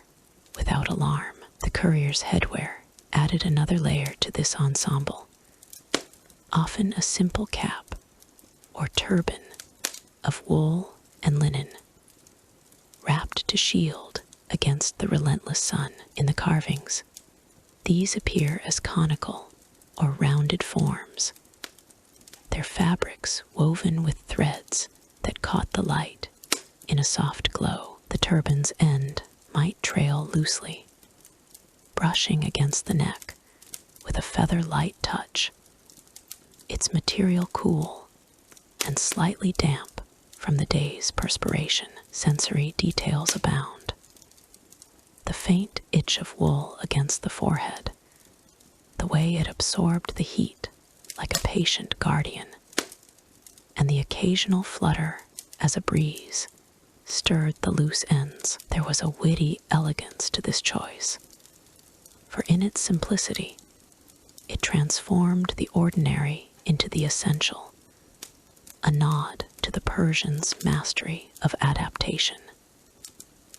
Accessories, though minimal, completed the attire. A dagger in a sheath at the belt, its hilt wrapped in leather for a sure grip, added a touch of quiet authority. The sheath's surface, polished by use, reflected the muted colors of the landscape, and when drawn, it made a soft, metallic sigh that faded into the air. Bracelets of bronze, or simple cords around the wrists, served both as ornament and utility, perhaps to secure messages or ward off the chill. In the reliefs, such details are subtle, etched with a precision that evokes the era's balance between austerity and refinement. As the night deepened, the courier's gear took on a dreamlike quality, the wool cloaks melding with the shadows, their leather elements softening in the moonlight. The mystery of those lost designs lingers, a gentle puzzle that historians unravel with reverent whispers, wondering if the satchel's hidden patterns once encoded maps or codes, now silenced by time. Yet in this calm recounting, we find solace in the enduring legacy, a testament to human ingenuity that soothes the soul like a lullaby under the stars. And so, as the couriers fade into the annals, their clothing and gear a whisper of the past, we turn our thoughts to the next revelation, where the threads of history weave onward along the ancient royal road of 5th century BCE Persia, where the sun dipped low and painted the horizon in hues of amber and rose. Weary couriers found brief respite in humble mud brick inns. These way stations dotted the vast expanse, offering shelter to riders who carried messages across empires, their tunics frayed from endless miles under the open sky. The air grew cool as evening fell, carrying the faint scent of baking bread and smoldering wood, a gentle invitation to rest after days of relentless travel. In these simple structures, built from sun-baked clay and reinforced with reeds, the couriers would dismount their horses, their leather saddles creaking softly in the quiet. The inns stood like silent guardians amid the rolling plains, their low walls blending into the landscape, as if they had risen from the earth itself. Inside, the riders shed their dust-caked garments, revealing tunics of coarse, wool-dyed in earthy tones, and settled onto soft mats woven from local rushes. These mats, plump and yielding under tired limbs, cradled the body like a mother's embrace, their fibers still carrying the faint, earthy aroma of the fields where they were harvested. A crackling fire at the hearth center cast a warm glow across the room, its flames dancing with a hypnotic rhythm that seemed to whisper secrets of distant lands. The heat enveloped the space, chasing away the chill of the night air that seeped through the cracks in the walls. Couriers, their faces etched with the lines of hard journeys, would gather around this fire, their voices low and murmuring like the rustle of leaves in a gentle breeze. One might poke at the embers with a wooden stick, sending sparks spiraling upward like fleeting stars, while another sipped from a clay cup of diluted wine, its tart sweetness mingling with the smoky tang of the fire. The inns were modest affairs, devoid of grandeur, yet they held a quiet magic in their simplicity. Floors of packed earth, smoothed by countless footsteps, retained the day's warmth, and low benches carved from local timber offered places to recline. Overhead, beams of dark wood supported thatched roofs, through which the occasional star peeked on clear nights, twinkling as if to offer companionship. The air was alive with subtle scents, the herbal infusion of thyme and mint brewing in clay pots, the musty aroma of stored grain in corner sacks, and the faint animal scent of the horses tethered outside, their soft whinnies blending with the night's symphony of crickets and distant owls. As the couriers rested, they spoke in hushed tones of their travels, sharing tales that unfolded like soft dreams. A rider from Sardis might describe the vast Euphrates crossing,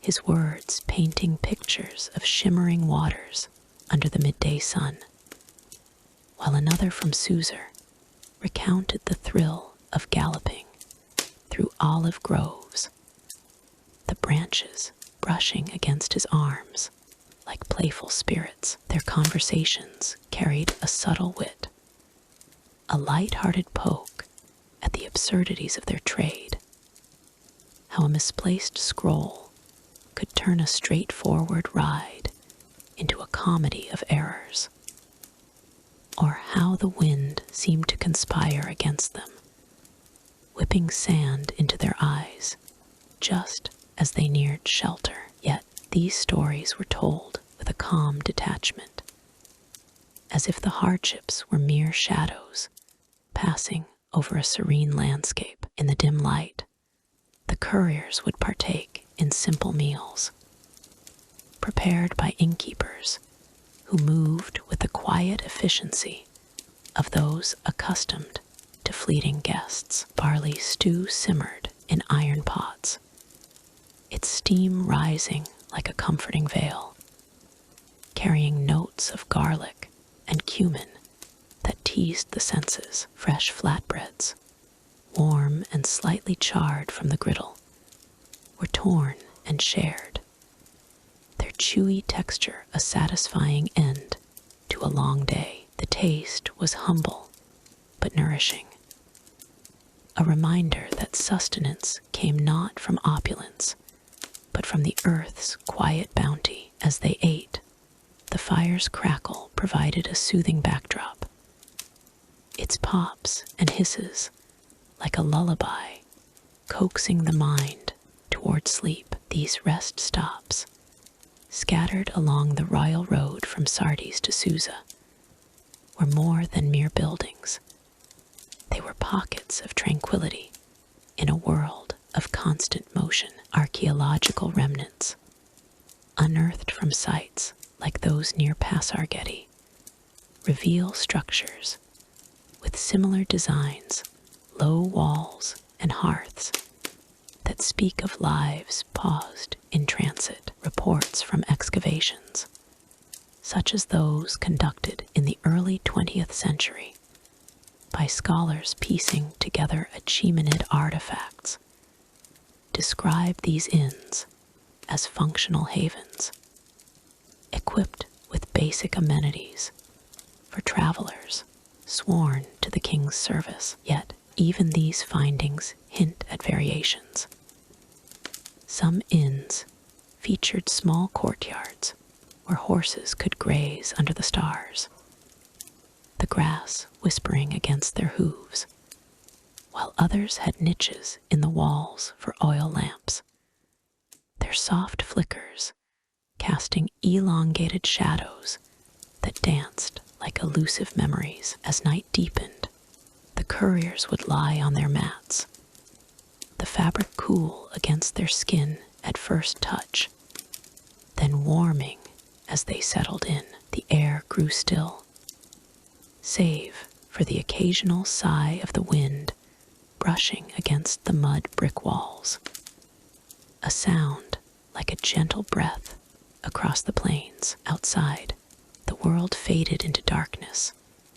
The royal rode a faint ribbon under the moon's watchful eye. In these moments, the inns became sanctuaries of peace, where the pulse of the empire slowed to a steady rhythm, allowing weary souls to drift into restorative slumber. Yet, amid this calm, a quiet mystery lingers, one that archaeological reports have only begun to unravel. The exact locations of many of these inns remain unrecorded, lost to the sands of time, like whispers carried away by the wind. Unlike the grand palaces or well-documented milestones, these way stations were humble enough to evade the scribe's pens, their positions known only through oral traditions that faded with generations. One might ponder, as the fire dies to embers, how a courier from centuries past navigated to a haven that left no trace, guided perhaps by stars or subtle landmarks, now eroded by wind and rain. This enigma adds a layer of intrigue, a subtle puzzle that invites reflection without disrupting the serenity. For in the absence of records, the imagination weaves its own tapestry of hidden paths and forgotten shelters. Through the lens of history, we glimpse these rest stops as vital threads in the fabric of the Achaemenid network, sustaining the flow of communication across a vast domain. Excavations at sites like those along the road's central stretches have uncovered pottery shards and tool fragments, suggesting that these inns were maintained with care, their supplies replenished by local communities. A particularly evocative find, a small clay seal depicting a rider at rest, hints at the personal stories embedded in these places, tales of men who paused to mend a strap or share a meal, their lives intersecting briefly before parting ways. As dawn approached, the couriers would stir, the first light filtering through the thatch like a soft awakening. The air carried a crisp freshness, mingled with the lingering scent of the night's fire, and birdsong wove through the morning quiet. With a final stretch on their mats, they prepared to resume their journeys, the inns fading behind them like dreams upon waking. In this cycle of rest and renewal, the royal road continued its eternal pulse, a testament to human endurance and the quiet grace of simple refuges. And so, as the sun rises on these ancient paths, one might glance ahead, wondering what other secrets the empire holds, where the next segment of the story unfolds in the vast tapestry of Persia's storied past. In the hushed expanse of 5th century BCE Persia, where golden sands stretched like a vast, breathing tapestry under the unblinking sun, the couriers rode as shadows of the wind, these tireless messengers, clad in simple tunics of woven wool, dyed in earthy hues, traversed the ancient roads that linked empire to empire, their paths etched by the whispers of history. Amid the rhythmic thud of hooves and the endless horizon, they paused at roadside altars, simple stone plinths raised to the heavens, to honor Ahura Mazda, the wise lord of light and order. There, in moments of quiet reverence, they offered their devotions, a ritual as ancient as the stars themselves, carried on the faint breeze that stirred the air like a gentle sigh. The riders, their faces weathered by sun and wind, dismounted with a fluid grace, their tunics fluttering lightly against their skin. The fabric, coarse yet comforting, bore the faint scent of sage and sweat from days on the trail, a reminder of the unyielding journey. At the altar's base, often no more than a weathered rock, adorned with flickering flames in a shallow basin, they knelt on the warm earth, its grains soft beneath their knees, like fine dust from forgotten temples. The air grew thick with the aroma of incense, wisps of white smoke curling upward like ethereal fingers reaching for the sky. Made from resins gathered from distant mountains, the incense burned slowly, releasing a sweet, resinous fragrance that mingled with the dry desert silence, a perfume that evoked the purity of creation itself. In these sacred pauses, the couriers whispered prayers to Ahura Mazda, the eternal guardian against chaos. Their words, drawn from the ancient verses of the Avesta, flowed like a soft melody, invoking the fire as a symbol of divine wisdom. O Ahura Mazda, source of all light, they might murmur, their voices low and steady, grant us the strength of the wind and the clarity of the flame. The fire, ever present in their rituals, danced in its basin with a gentle glow, its warmth caressing their faces like the touch of a benevolent spirit. This was no grand ceremony in the halls of kings, but a humble act performed alone or in small groups, far from the prying eyes of cities. The couriers believed that in these offerings, they aligned themselves with the cosmic order, ensuring their messages, edicts of the great king, or tales from distant lands, traveled under the protection of the divine. Sensory details wove through these moments like threads in a sacred tapestry. The desert's silence enveloped everything, broken only by the occasional rustle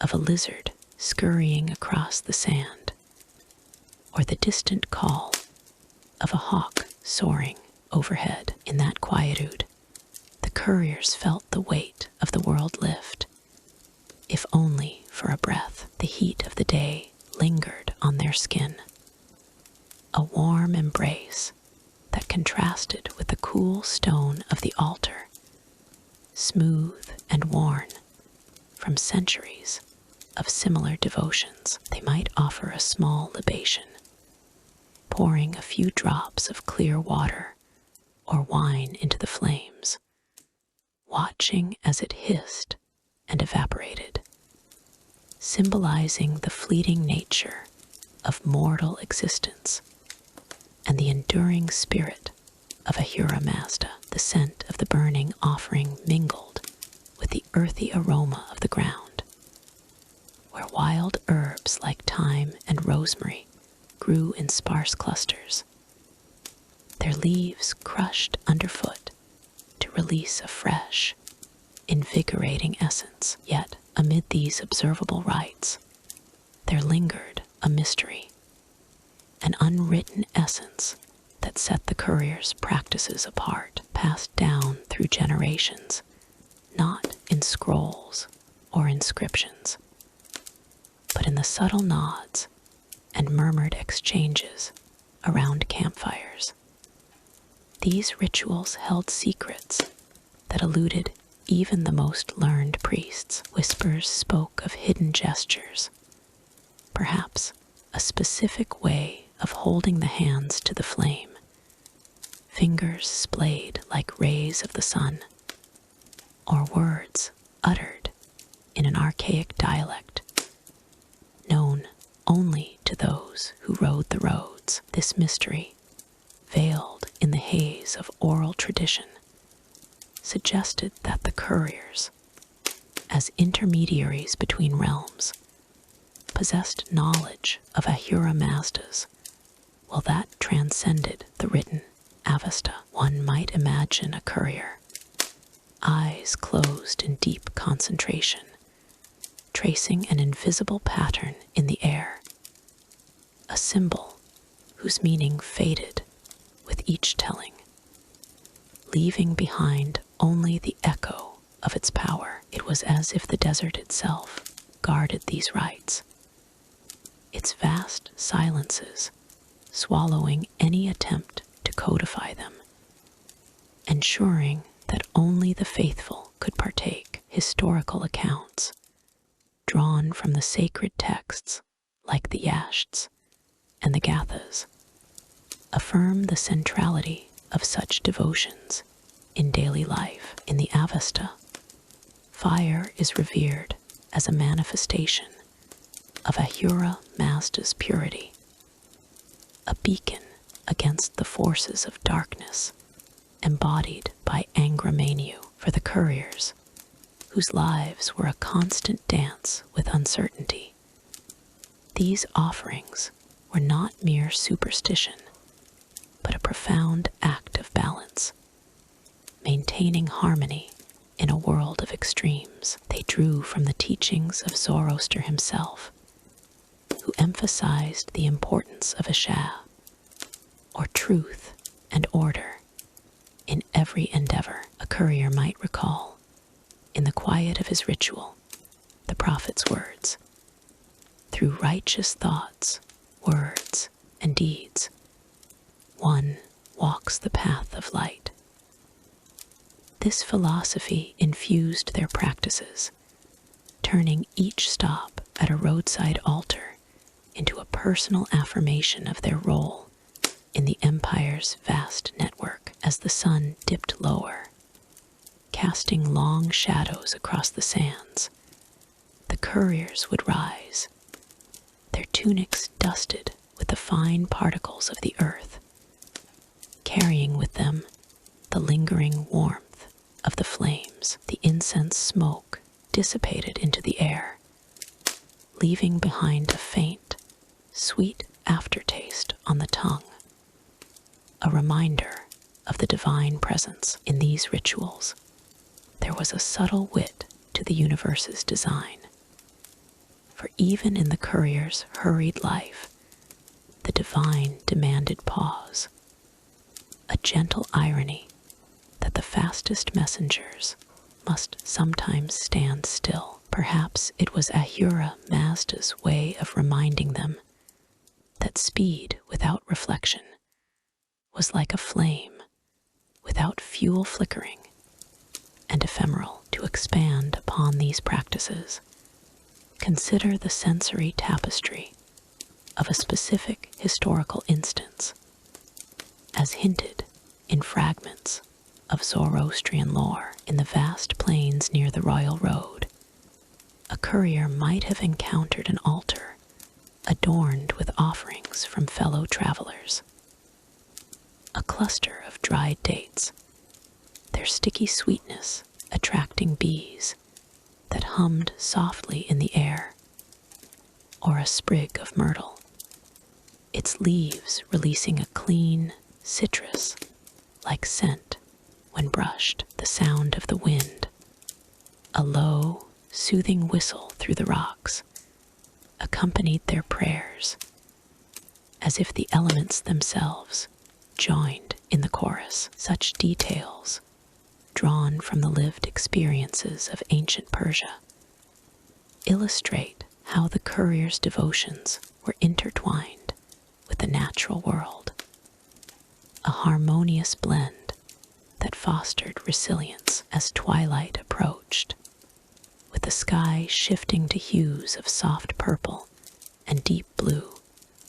The couriers remounted their horses, the leather saddles creaking gently under their weight. The mystery of their unwritten rituals remained, a quiet enigma that fueled their journeys, ensuring that each ride carried not just messages of kings, but echoes of the divine. In this way, the road became a sacred path, where every grain of sand held a story, and every altar a gateway to the eternal. And so, as the stars began to emerge, twinkling like distant fires, the couriers pressed on, their hearts steadied by Ahura Mazda's light, ready for whatever the night might bring, transitioning now to the tales of their enduring legacy. In the fading glow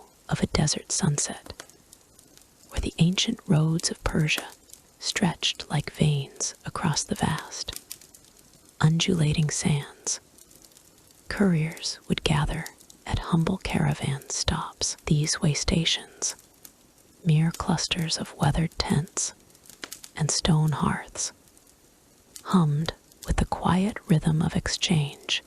In the 5th century BCE, riders, cloaked in heavy wool against the cooling air, dismounted from their sturdy horses, their faces etched with the dust of long journeys. Drawing from Herodotus' accounts, we glimpse a world where trade was not just commerce, but a subtle dance of survival, woven into the empire's expansive web. Here, amid the whispers of the wind, these messengers turned merchants' bartered goods under starlit skies, their voices soft as the rustle of palm fronds. The air at these stops carried a tapestry of scents, each one a gentle invitation to linger. Spices from distant lands, cinnamon and cardamom, their warm aromas mingling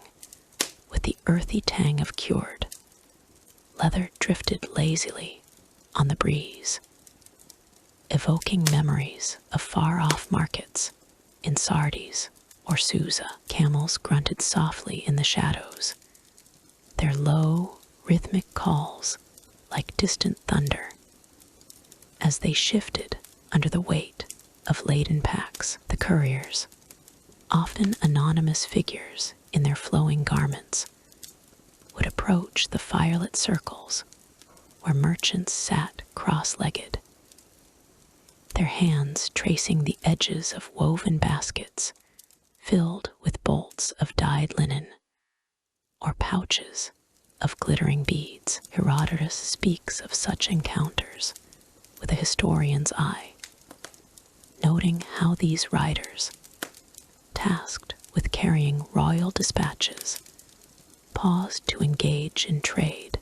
that sustained their travels, turning necessity into fleeting commerce. One such rider, his cloak frayed at the hems from weeks on the road, would haggle over a handful of dried figs, their sweet, sticky essence clinging to his fingers as he weighed them against a small bag of silver drachmae. The merchant, a grizzled veteran of the trade routes, countered with tales of his own, his voice a soothing murmur that blended with the crackle of the fire. These figs come from the orchards near Ecbatana, he might say, his words laced with subtle wit, as if the fruits themselves held secrets of the soil. The courier, ever cautious, would nod, his eyes scanning the flickering shadows for any sign of deceit. Yet his tone remained calm, almost lullaby-like, as he proposed an exchange for a vial of rare myrrh oil, its resinous scent rising like a gentle fog to soothe the senses. In these moments, the mystery of unrecorded trade goods wove through the air like an unseen thread. Herodotus, in his histories, chronicles the grand scale of Persian commerce, silks from the east, wines from the Greek colonies, but he leaves gaps, silences where certain items slipped through the annals, known only to those who bartered in the dark. Perhaps it was a pouch of powdered lapis lazuli, its deep blue hue evoking the night sky, or herbs said to ward off fever, their origins lost to time. The couriers, with their dual roles as messengers and traders, carried these enigmas across the empire, exchanging them in whispers at caravan stops. One might imagine a rider unveiling a small, wrapped parcel, its contents undisclosed, drawing curious glances from the merchants. "What treasure do you hide?" one might ask, his voice soft and probing. But the courier would only smile, his reply a gentle evasion. "Some things travel best in shadow, my friend." This mystery added a layer of intrigue, a subtle undercurrent to the bartering, as if the goods themselves held stories that the winds refused to carry. As the night deepened, the sensory world of the caravan stop enveloped all. The soft crunch of sand underfoot mingled with the faint jingle of harness bells, creating a symphony of subtle sounds that lulled the weary into a state of peace. A courier might pause to sip from a clay cup of diluted wine, its tart flavor cutting through the richness of the air, while the distant howl of a desert fox echoed like a faint, forgotten lullaby. Herodotus recounts how such stops were oases of respite along the royal road, where men from diverse lands converged, their interactions a microcosm of the empire's vast reach. Yet in these exchanges, there was a calming detachment, a focus on the flow of goods rather than the perils that might lurk beyond. Bartering unfolded with the grace of a slow dance, each gesture deliberate and unhurried. A rider in his cloak would lay out a selection of trinkets, perhaps a string of amber beads, their warm, resinous glow catching the firelight opposite a merchant's array of salt blocks or bolts of fine wool. The negotiation was a verbal tapestry, woven with measured words and subtle nods. "Your beads shine like the stars above Persepolis," the merchant might observe, his tone laced with understated humor, implying a value that transcended mere metal. The courier, drawing on Herodotus' descriptions of Persian wealth, would respond in kind, perhaps offering a piece of carved ivory, its smooth surface cool to the touch, in exchange for provisions that would sustain him for days. The air grew thick with the mingled scents of roasting meat and smoldering herbs, each inhalation a reminder of the earth's bounty, while the camel's occasional grunts provided a grounding rhythm like the steady beat of a distant drum. In these encounters, the unrecorded goods held a particular allure. Their mystery, a quiet companion to the bartering. Herodotus notes the Persians' fondness for exotic items.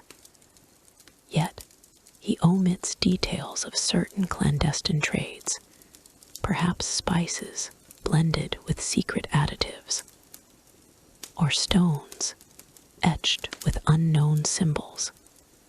Passed hand to hand under the cover of night, a courier might produce a small, sealed jar, its contents a closely guarded secret, and the merchant would accept it with a knowing glance, understanding that some bargains were best left unspoken. This element of the unknown lent a dreamlike quality to the scene, as if the caravan stop were a portal to hidden worlds, where the sands whispered of treasures long forgotten.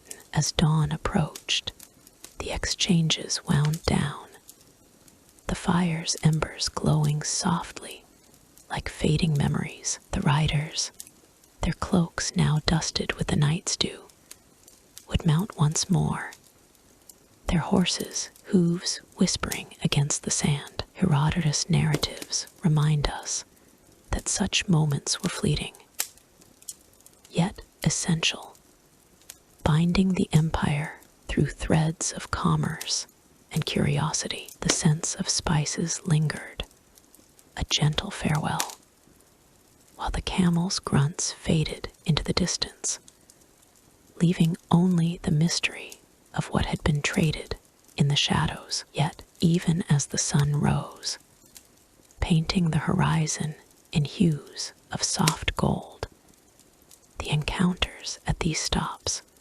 revealed the human spirit's resilience. A courier might reflect on a particularly intriguing barter, perhaps a vial of essence said to come from the mountains of Media, its floral aroma evoking meadows unseen. Herodotus speaks of the Persians' ingenuity in trade, their ability to turn the mundane into the magnificent.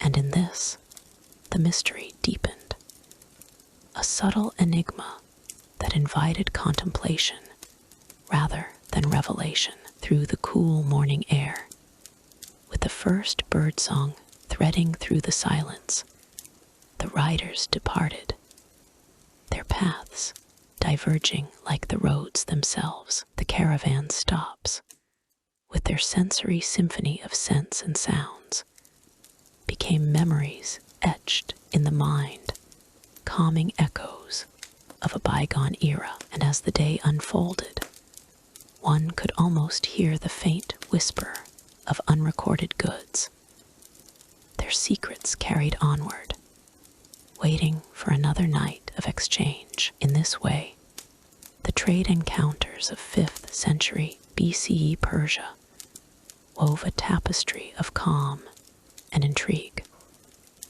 a lullaby of the sands that soothed the soul even as it sparked the imagination. As the horizon beckons toward new horizons, we leave these scenes to fade gently, transitioning to the echoes of journeys yet to come.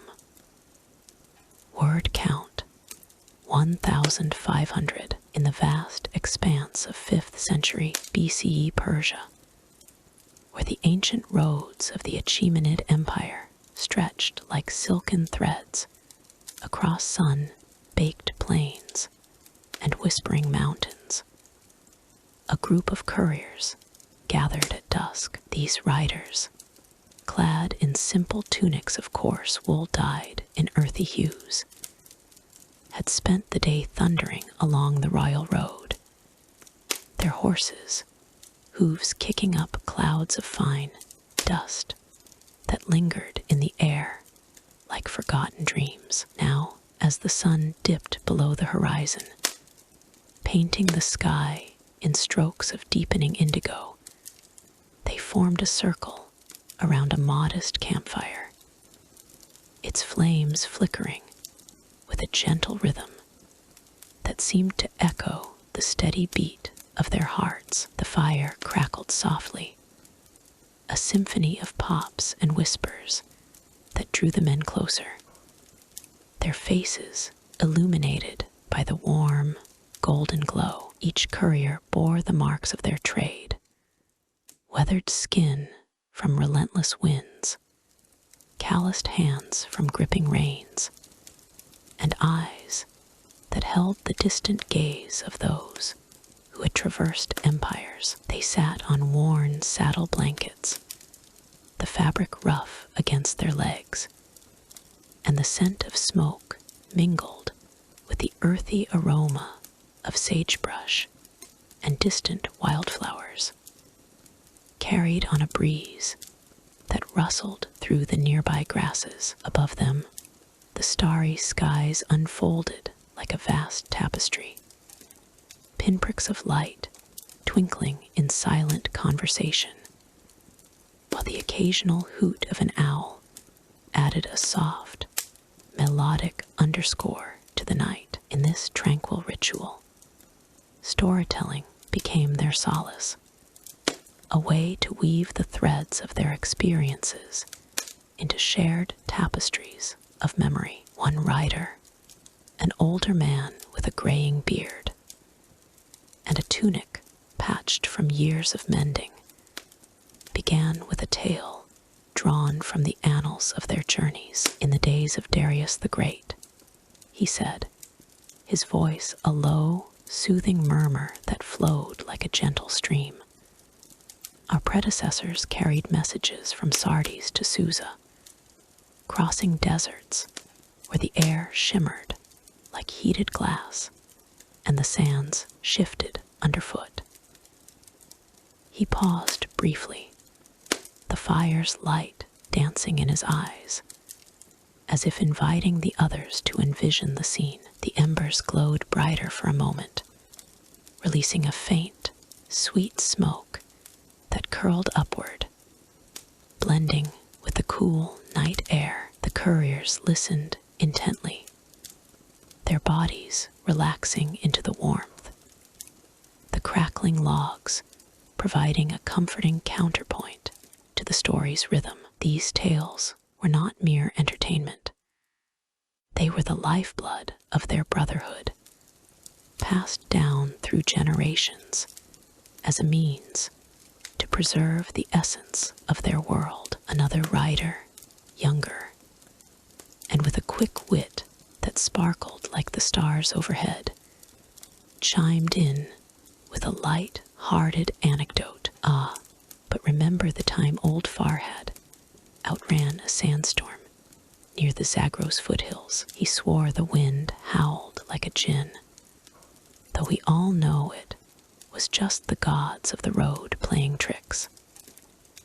His words carried a subtle humor, a gentle tease that eased the tension of their arduous days, yet never strayed into irreverence. As the stories unfolded, sensory details painted vivid pictures in the minds of the listeners. The warmth of the fire seeped into their bones, chasing away the chill of the evening, while the soft rustle of leaves in the distance evoked the endless landscapes they traversed. One tale spoke of a courier who had braved the high passes, where the air grew thin and crisp, carrying the scent of pine and snowmelt. He rode through mists that clung to the rocks like veils.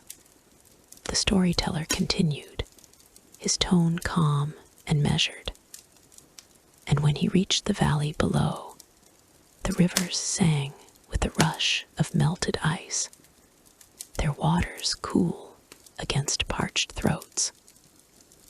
The group nodded, imagining the refreshing splash of water on their own skin, a rare luxury on their routes. Historical threads wove through these narratives, drawn from the reliable records of the Achaemenid scribes, who documented the empire's postal system with meticulous care, as per the Behistun inscription and accounts from Herodotus. The couriers formed an elite network, swift and dependable, relaying imperial decrees and news across vast distances. One story recalled how, under Xerxes, a rider had delivered vital intelligence from the western satrapies. His path illuminated by moonlight as he pressed on through the night. The stars guided him, the elder said, his voice dipping into a lullaby like cadence. Just as they guide us now, their light steady and unchanging, a reminder of the empire's enduring reach. Yet, amid the comfort of these tales, a subtle mystery lingered, one that added a layer of quiet intrigue to the gatherings. Many stories, born in the flickering light of such campfires, had vanished into the annals of time, lost to the winds of history. The couriers spoke of oral traditions that once flourished, but now existed only in fragments, whispered echoes of adventures that no scribe had captured. There was a tale of the hidden springs in the dashed e-caviar. One rider mused, his words trailing off like smoke, where water bubbled from the earth as if by magic, sustaining travelers in the harshest sands. But who knows if it's true, or if it's faded away like the morning fog. This enigma of lost oral tales intrigued them, a gentle puzzle that sparked curiosity without alarm, reminding them that not all knowledge could be etched into stone or parchment. As the night deepened, the sensory world around them grew more immersive. The fire's heat radiated outward, warming their faces, while the cooler air brushed against their backs, creating a delicate balance that lulled them into a peaceful state. Crickets chirped in harmonious waves, their song blending with the occasional crackle of a log splitting under the flames, releasing a burst of sparks that danced briefly before vanishing. The tunics they wore, softened by sweat and travel,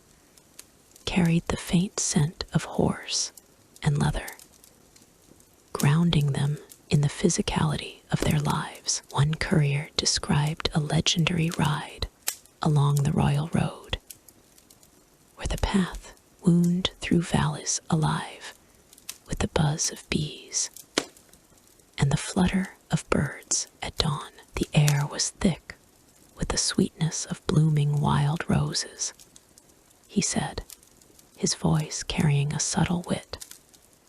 And our horses, ever wise, paused to nibble as if they too appreciated the poetry of the journey.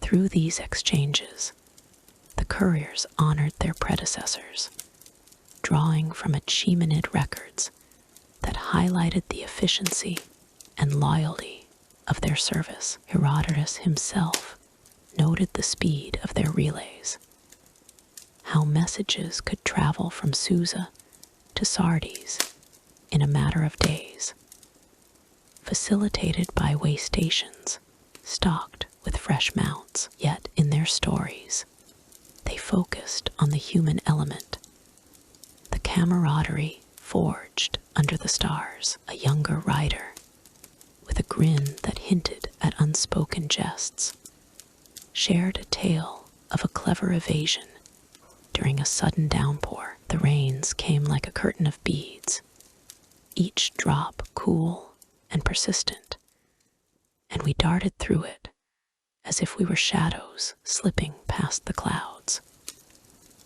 His words evoked the tactile memory of rain on skin, the refreshing contrast to the day's heat, adding a layer of vivid detail that made the scene come alive. The mystery of the lost tales wove subtly through their conversation, a thread of wonder that never overshadowed the calm. They pondered how many such stories had dissolved into oblivion, carried away by the same winds that swept across the plains. Perhaps in some forgotten corner, the elder suggested, his tone detached and reflective, those tales live on in the rustle of the reeds or the call of the night birds, waiting for ears to hear them anew.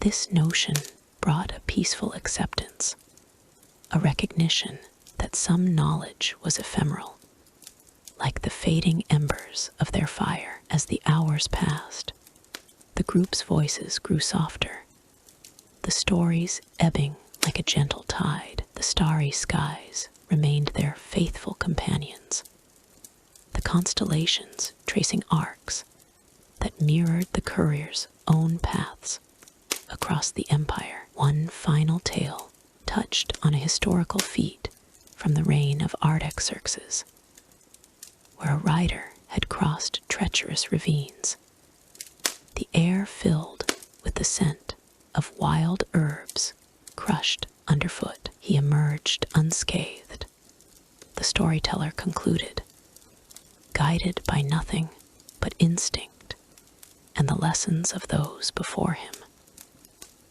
In this serene exchange, the couriers found renewal, their bonds strengthened by words that painted pictures more vivid than any map. Yet, as the fire began to dim, its last crackles fading into silence, they knew the night would soon give way to dawn. The mysteries of their lost tales lingered like a soft whisper, inviting reflection as they prepared for the journeys ahead. And so, with the embers glowing faintly, one rider glanced toward the horizon, his voice trailing off in a natural pause.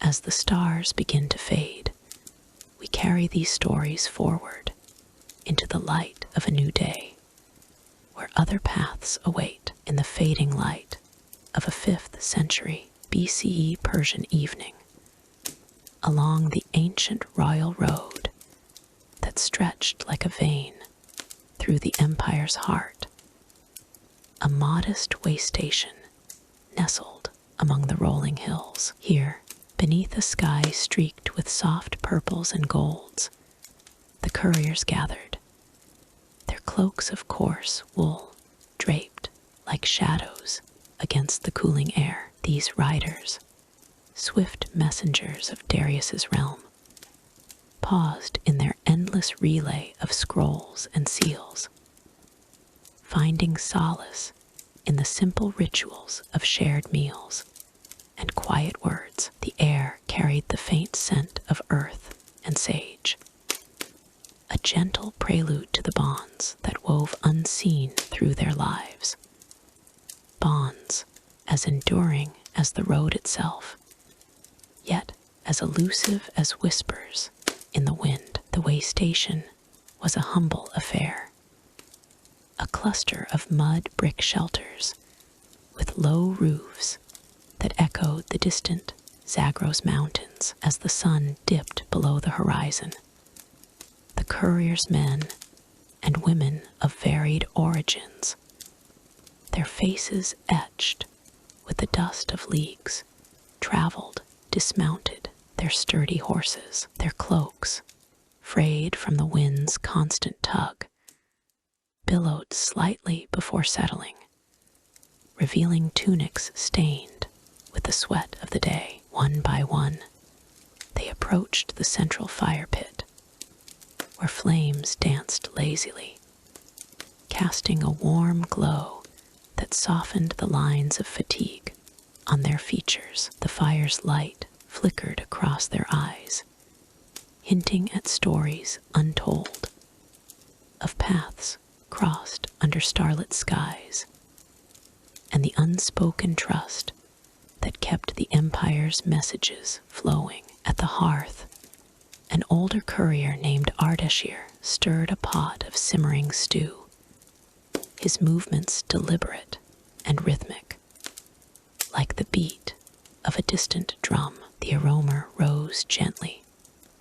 A blend of lentils and wild herbs gathered from the roadside, mingled with the rich scent of sizzling flatbread on a hot griddle. The bread crackled softly as it browned, its edges curling upward in golden waves, releasing a warmth that seemed to wrap around the group like a comforting embrace. Another day conquered by the road, Ardashir murmured with a subtle smile, his voice low and melodic, carrying a hint of wry amusement at the vastness of their task. The others nodded, their laughter bubbling forth like the stew itself, soft and unhurried, a sound that blended with the crackle of the fire and the occasional whinny of horses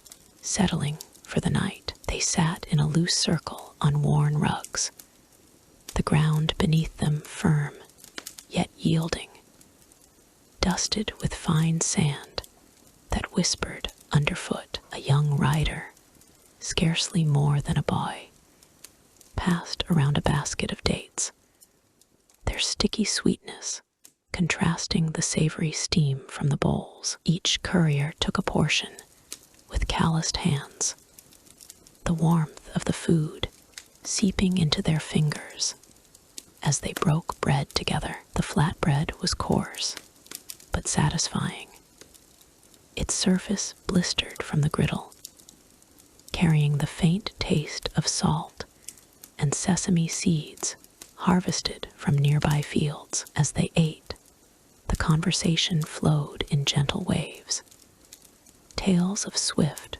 rides through dawn mists, or encounters with wayward caravans shared in voices hushed by the day's exhaustion. There was a calming rhythm to it all, the clink of wooden spoons against clay bowls punctuating the air like a lullaby's refrain. In these moments, the bonds among them deepened, forged not in grand battles or royal courts, but in the quiet exchanges of a shared meal. A woman named Zara, her cloak adorned with faded embroidery from her eastern homeland, spoke of the stars that guided her path, her words laced with a subtle wit that drew soft chuckles. "The heavens know our secrets before we do," she said, her eyes twinkling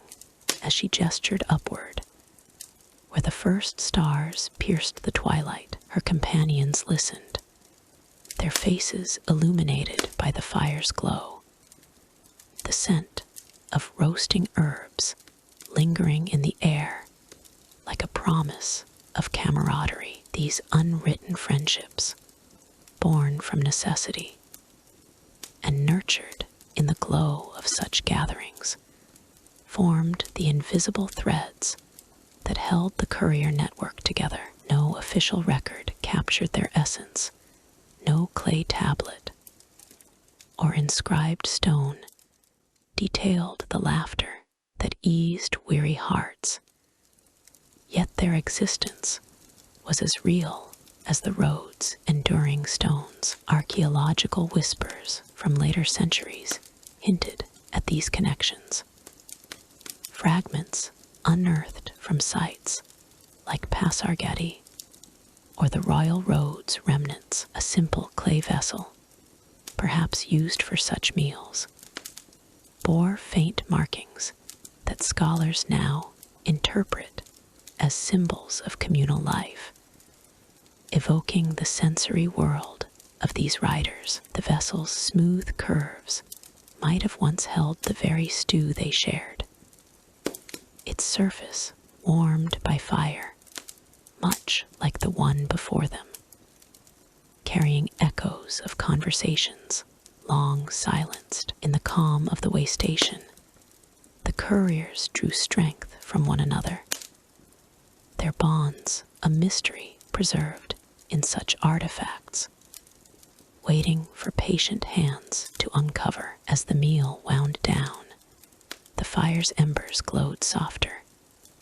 casting a rosy hue over their cloaks. The air grew cooler, carrying the faint, earthy scent of night-blooming flowers from the surrounding plains, a gentle reminder of the empire's vast tapestry. One courier, a seasoned traveler with a scar across his cheek, recounted a tale of a distant relay point where the winds howled like ancient spirits, his voice steady and detached, focusing on the wind's whisper rather than any peril. The others listened, their soft breaths mingling with the crackling embers, the mystery of their friendships unfolding like the stars above, unseen, yet profoundly present. In this lull, the sensory details of the moment enveloped them.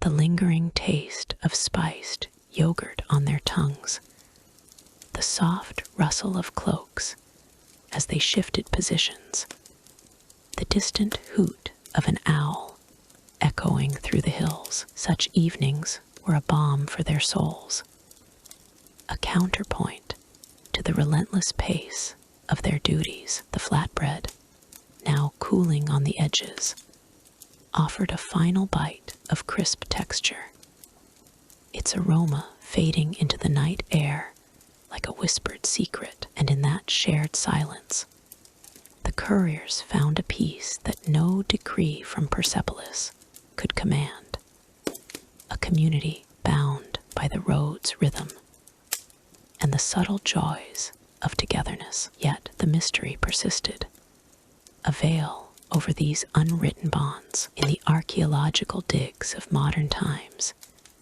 experts ponder artifacts like bronze tokens or worn amulets, possibly exchanged among riders as tokens of goodwill. One such find, a small seal from a way station site, depicts two figures in conversation, their forms stylized yet suggestive of the very gatherings described. It hints at relationships that history has overlooked, friendships that sustained the empire's communication network without fanfare. For the couriers, these connections were their unseen armor, a subtle wit in the face of isolation, where a shared meal became a ritual of resilience. As the night deepened, the way station grew quieter, the fire reduced to glowing coals that radiated a gentle warmth. The couriers lingered a moment longer, their cloaks drawn close against the chill, the scent of the evening meal fading into memory. In this calming cadence, they prepared for the morrow, their bonds renewed like the dawn that would soon break. And so, as the stars wheeled overhead, the narrative of their community continued, a lullaby of loyalty and laughter, waiting to transition into the next chapter of the road's endless tale. In the vast expanse of ancient Persia, where the sun dipped low over endless horizons of golden sands and whispering winds, the couriers of the Achaemenid Empire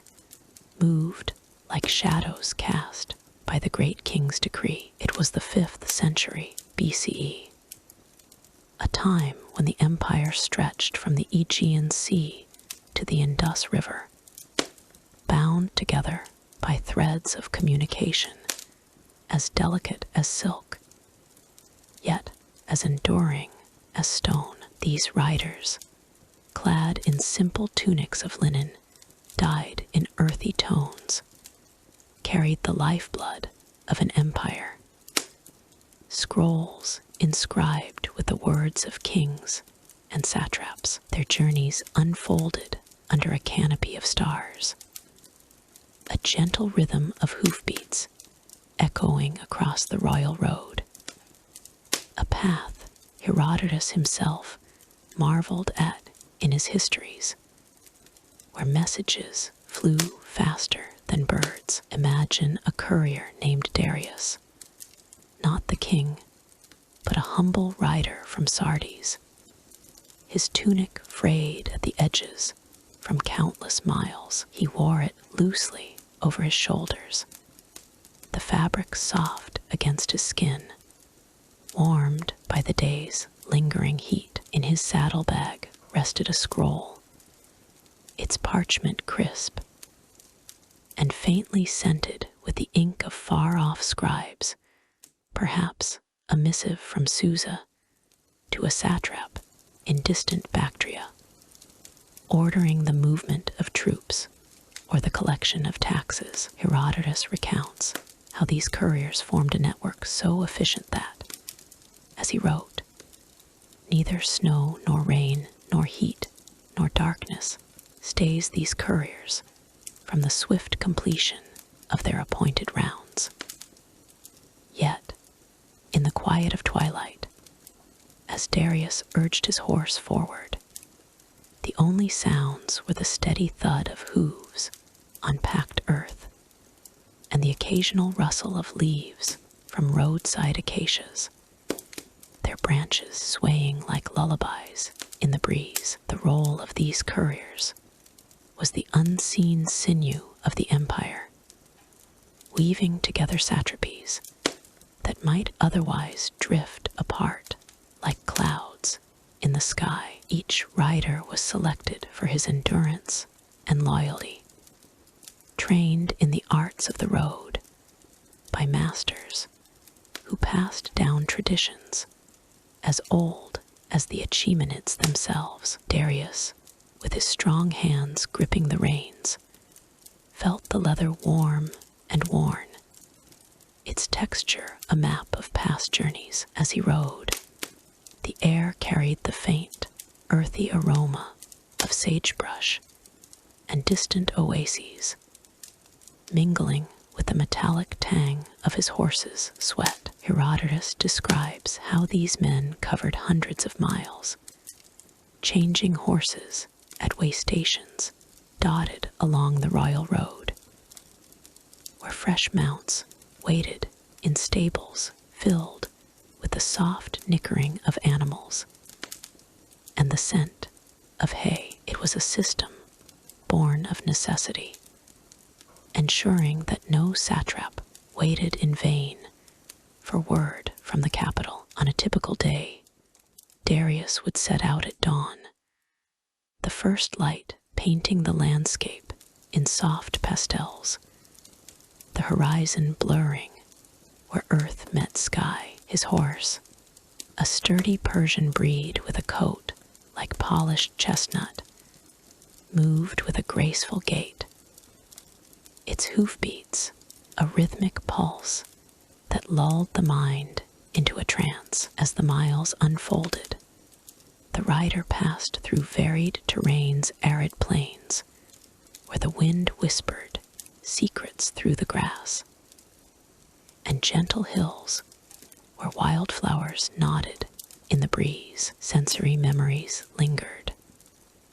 The cool touch of a stream as he paused to water his horse, the splash of droplets on his tunic, or the distant call of a falcon soaring overhead. Herodotus notes that such couriers delivered not just orders, but the essence of imperial unity, their arrivals heralding decisions that shaped provinces. When Darius approached a satrap's outpost, perhaps a modest way station rather than the grand palaces Herodotus mentions in passing, the scene unfolded with quiet dignity. The satrap, A regional governor appointed by the king would emerge to meet him, his attendants forming a semicircle in the courtyard. The courier dismounted, his legs steady despite the long ride, and from his bag he drew the scroll, its parchment unrolled with a soft, whispering rustle, like the turning of pages in a forgotten library. The ink gleaming faintly in the sunlight, he handed it over with a bow, the exchange marked only by the faint creak of leather and the sigh of wind through the gates. In these moments, the empire's vast machinery paused, as if holding its breath, before the satrap broke the seal and read the words within. Yet, amid this orchestrated flow of information, there lingered a mystery that Herodotus hints at, but never fully unveils the enigma of unrecorded messages. These were the whispers carried not on parchment, but in the minds of trusted writers, oral commands that vanished like dew at dawn. Darius might have borne such a message, a verbal directive from the king to a satrap, meant for ears alone and never inscribed. Historians ponder what these lost communications contained. Perhaps urgent warnings of unrest in the east, or subtle alliances forged in secret. The mystery adds a layer of intrigue to the courier's role. For while scrolls could be archived and studied, these fleeting words left no trace, dissolving into the ether of time. One can almost hear the soft murmur of Darius relaying such a message in the satrap's ear. The words carried on a breath of wind, their echo fading into the vast Persian night. Herodotus, in his accounts, emphasizes the courier's reliability, drawing from tales of their predecessors under Cyrus the Great. He describes how, in the empire's early days, riders like Darius ensured that the kings will reach every corner, from the snowy passes of Armenia to the sun-baked coasts of Lydia. Imagine the sensory tapestry of their travels. The crunch of gravel under hooves as they crossed riverbeds, the cool mist from a waterfall spraying lightly on their faces, or the warm glow of a campfire at dusk, where stories were shared in hushed tones. These details, woven into the fabric of history, paint a picture of an empire alive with movement, where each courier was a thread in a grand tapestry. As Darius continued his route, he encountered the subtle challenges of the road, not the perils of bandits or storms. Those tales belong to other narratives, but the quiet tests of endurance. Herodotus speaks of how the couriers pressed on through the heat of midday, when the sun beat down like a gentle blanket, or the chill of evening, when stars emerged like pinpricks of light. The horse's breath came in steady puffs, visible in the cooler air, and the rider felt the subtle shift of weight as they navigated winding paths. In these moments, a subtle wit emerged in the rider's resolve. For what could be more absurdly human than entrusting the fate of nations to a man and his mount? Racing against the sun, the delivery of scrolls was more than a task.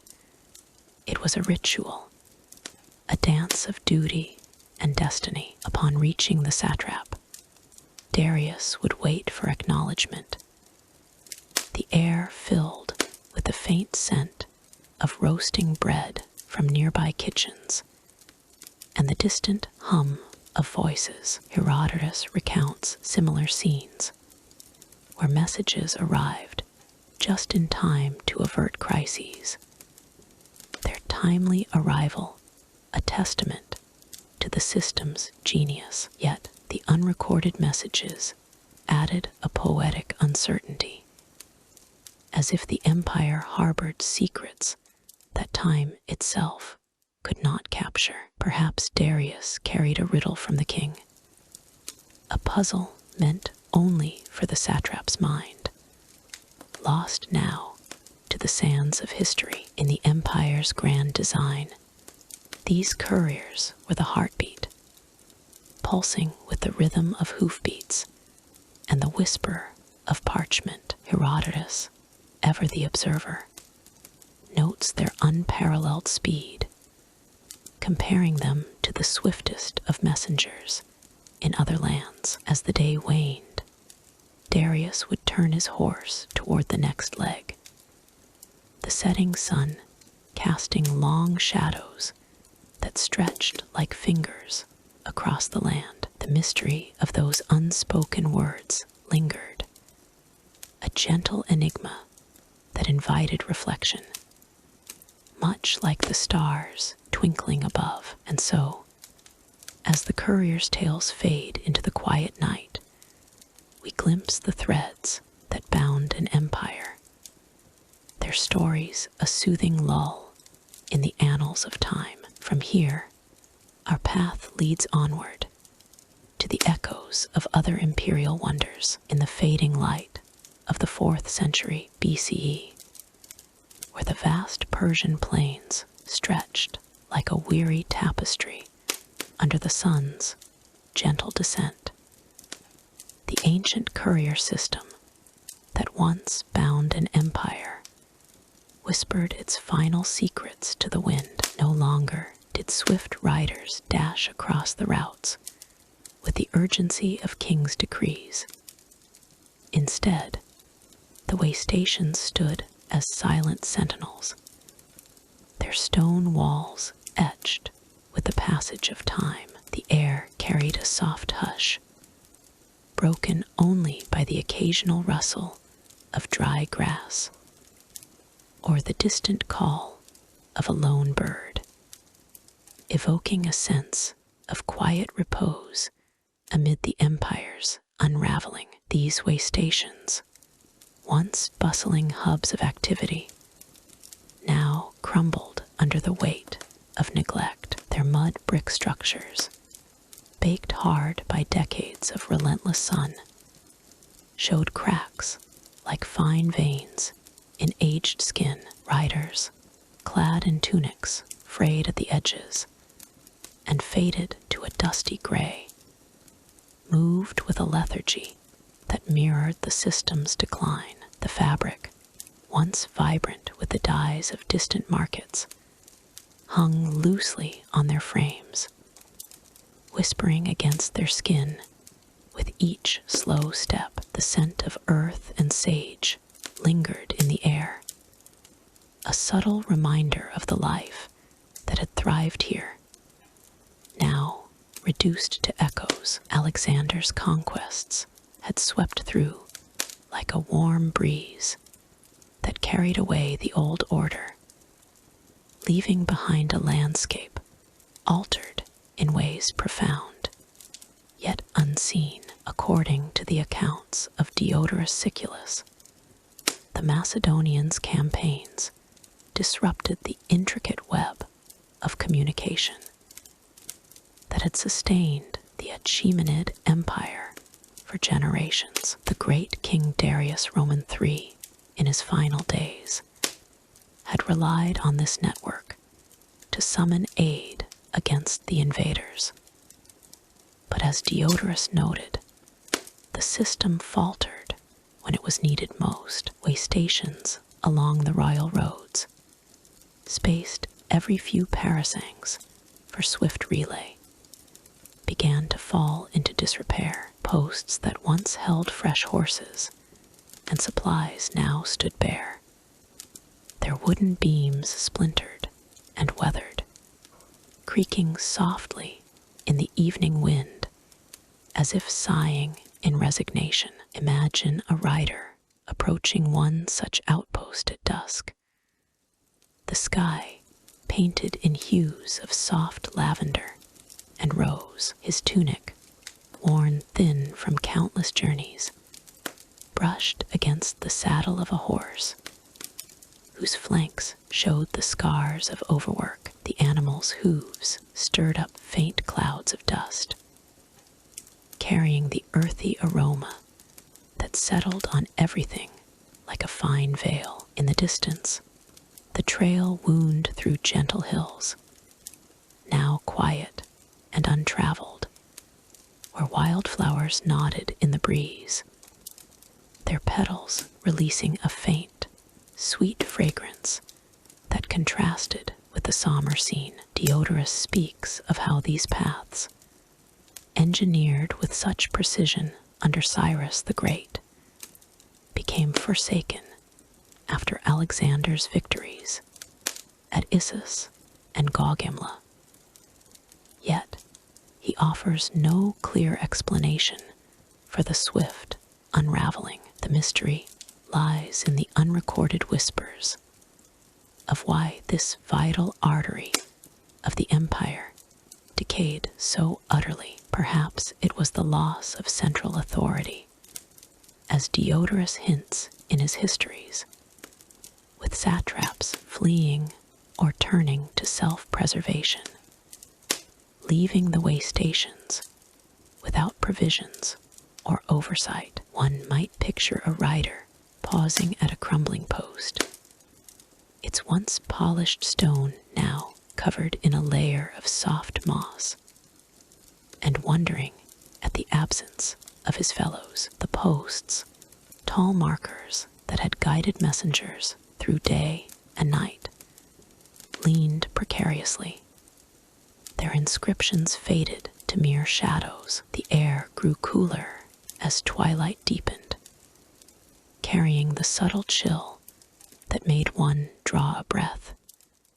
Tasting the dryness of the plains, what unseen hand had pulled the threads of this system apart? Diodorus records the chaos of Alexander's advance, but leaves the finer details shrouded, a puzzle wrapped in the folds of time. As the riders donned their worn tunics each morning, the fabric chafing gently against their skin, they must have felt the weight of obsolescence. No longer were they the swift angels of the king, as Herodotus once described their predecessors, but mere shadows moving through a landscape that had lost its pulse. The trails themselves seemed to sigh underfoot, the packed earth softening into uneven paths where weeds pushed through, their green shoots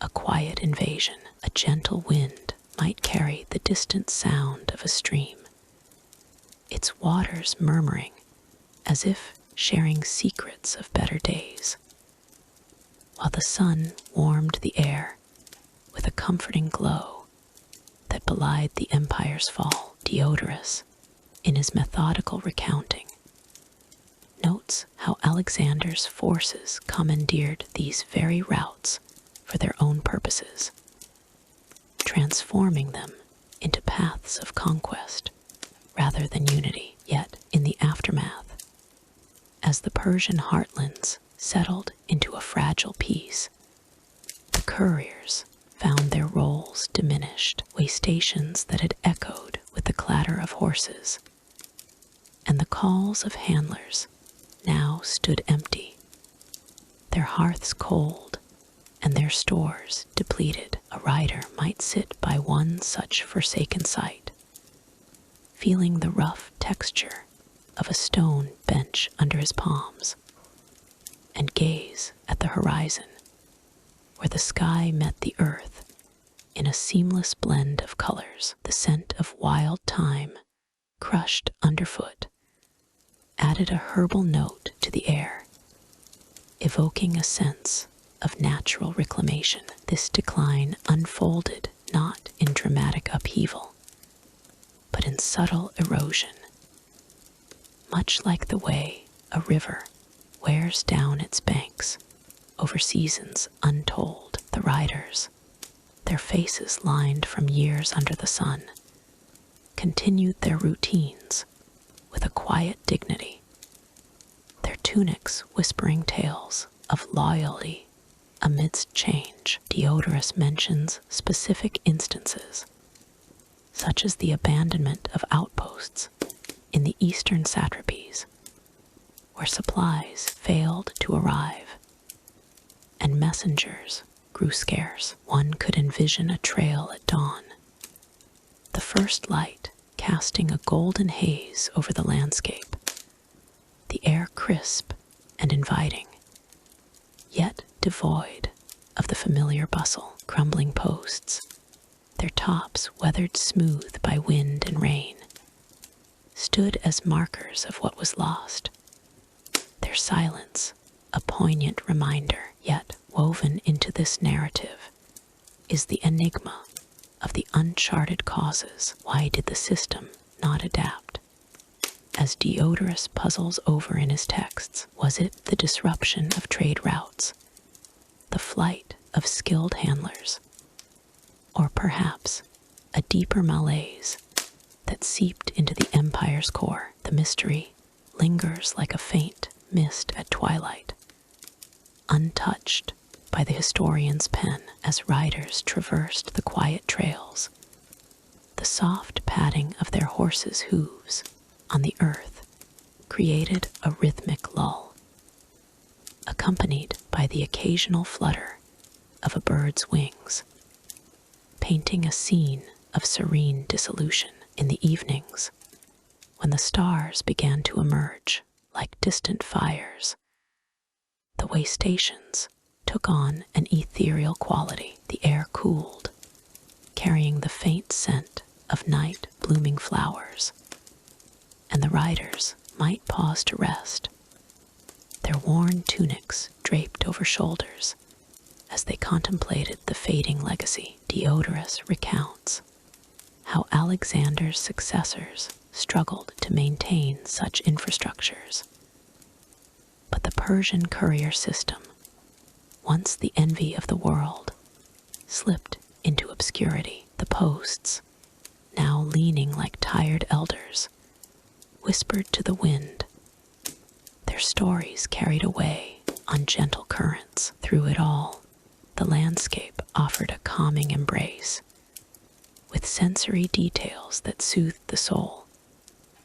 The warm touch of the sun on stone, the earthy taste of dust on the tongue, the soft rustle of leaves in the breeze. Subtle wit emerges in the irony of it all, a system built for speed, now frozen in time, as if the empire itself had decided to pause and dream. As the days blended into one another, the riders in their faded attire became part of the scenery, their presence a gentle nod to history's impermanence. And so, as the last rays of the sun dipped below the horizon, casting long shadows across the quiet trails, one might feel a sense of peaceful closure. The decline of the Persian courier system, as chronicled by Diodorus,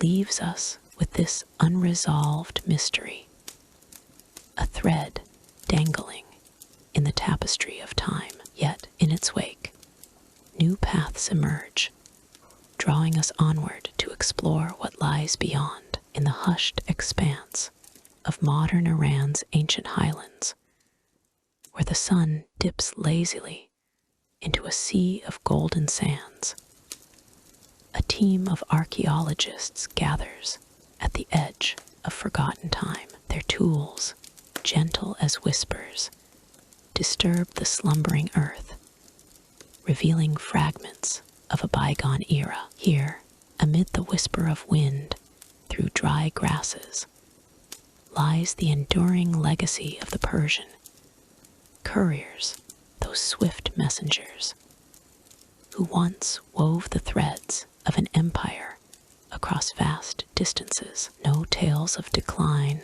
or mechanical relays intrude. Instead, we linger on the quiet rediscovery of waystation relics, each artifact a silent testament to human ingenuity and the mysteries they guard. The air carries a faint, earthy perfume, a blend of sun-warmed stone and the subtle decay of ages. As the archaeologists kneel in the soft light of dawn, their brushes, made of fine horsehair, glide over surfaces etched by time, dislodging layers of fine, cinnamon-hued dust that sparkles briefly in the morning rays. One might imagine the couriers themselves pausing here, centuries ago, to rest beneath the same vast sky, their leather satchels heavy with scrolls and seals. According to UNESCO reports from the early 2000s, sites like these waystations along the old Royal Road were integral to the Achaemenid administration, fostering trade and unity without the clamor of conquest. Museum records from the National Museum of Iran echo this, displaying similar artifacts that speak of a system built on trust and precision, where couriers carried not just messages, but the pulse of an empire. As the team uncovers the first relic, a weathered bronze buckle, its edges glinting like distant stars in the noonday sun, the scene unfolds with a serene rhythm. The metal feels cool and smooth under careful fingers, its patina a mosaic of greens and browns, hinting at the hands that once fastened it to a saddlebag. Sensory memories linger. The faint metallic tang in the air, the soft crunch of gravel under boots, and the distant call of a lone bird echoing across the valley. These waystations, as documented in UNESCO World Heritage listings for Pasargadae and Persepolis, were more than mere stops. They were hubs of culture, where travelers exchanged not only goods, but stories that have since faded into shadow. Yet in this moment, the archaeologists pause, their breath steady, as if listening to the echoes of those narratives. A particular find draws them deeper. A cluster of clay tablets, their surfaces inscribed with cuneiform scripts that dance like whispers in the wind. The tablets, preserved in the dry embrace of the earth, emit a musty aroma, redolent of aged paper and forgotten ink. As they are lifted into the light, museum archives from Tehran's archaeological collections confirm such inscriptions, often detailed administrative logs. But here, amid the routine tallies, lies a subtle enigma, a series of symbols that defy easy translation. This is the mystery of the forgotten courier tales, a puzzle untouched by prior segments' focus. Unlike the well-documented epics of kings, these markings suggest personal accounts, perhaps of a courier who braved sandstorms under a canopy of stars, or one who carried a secret message that altered destinies. The symbols twist like ancient riddles, their curves evoking the flow of a river under moonlight, and the archaeologists, with a subtle wit, muse that these couriers might have been the original storytellers, weaving tales as enduring as the stones themselves. The day's work continues with a lullaby, like pace. The sun climbing higher to cast long, soothing shadows across the site. Each relic unearthed adds to the tapestry. A fragment of a ceramic vessel, its glaze still faintly iridescent, catches the light like a hidden gem in a child's tale. One can almost feel the weight of it, solid and reassuring, as if it once held water for weary travelers. The sensory details abound: the gritty texture of sand between fingers, the warm breeze carrying hints of wild thyme from nearby hills, and the rhythmic scrape of tools against stone.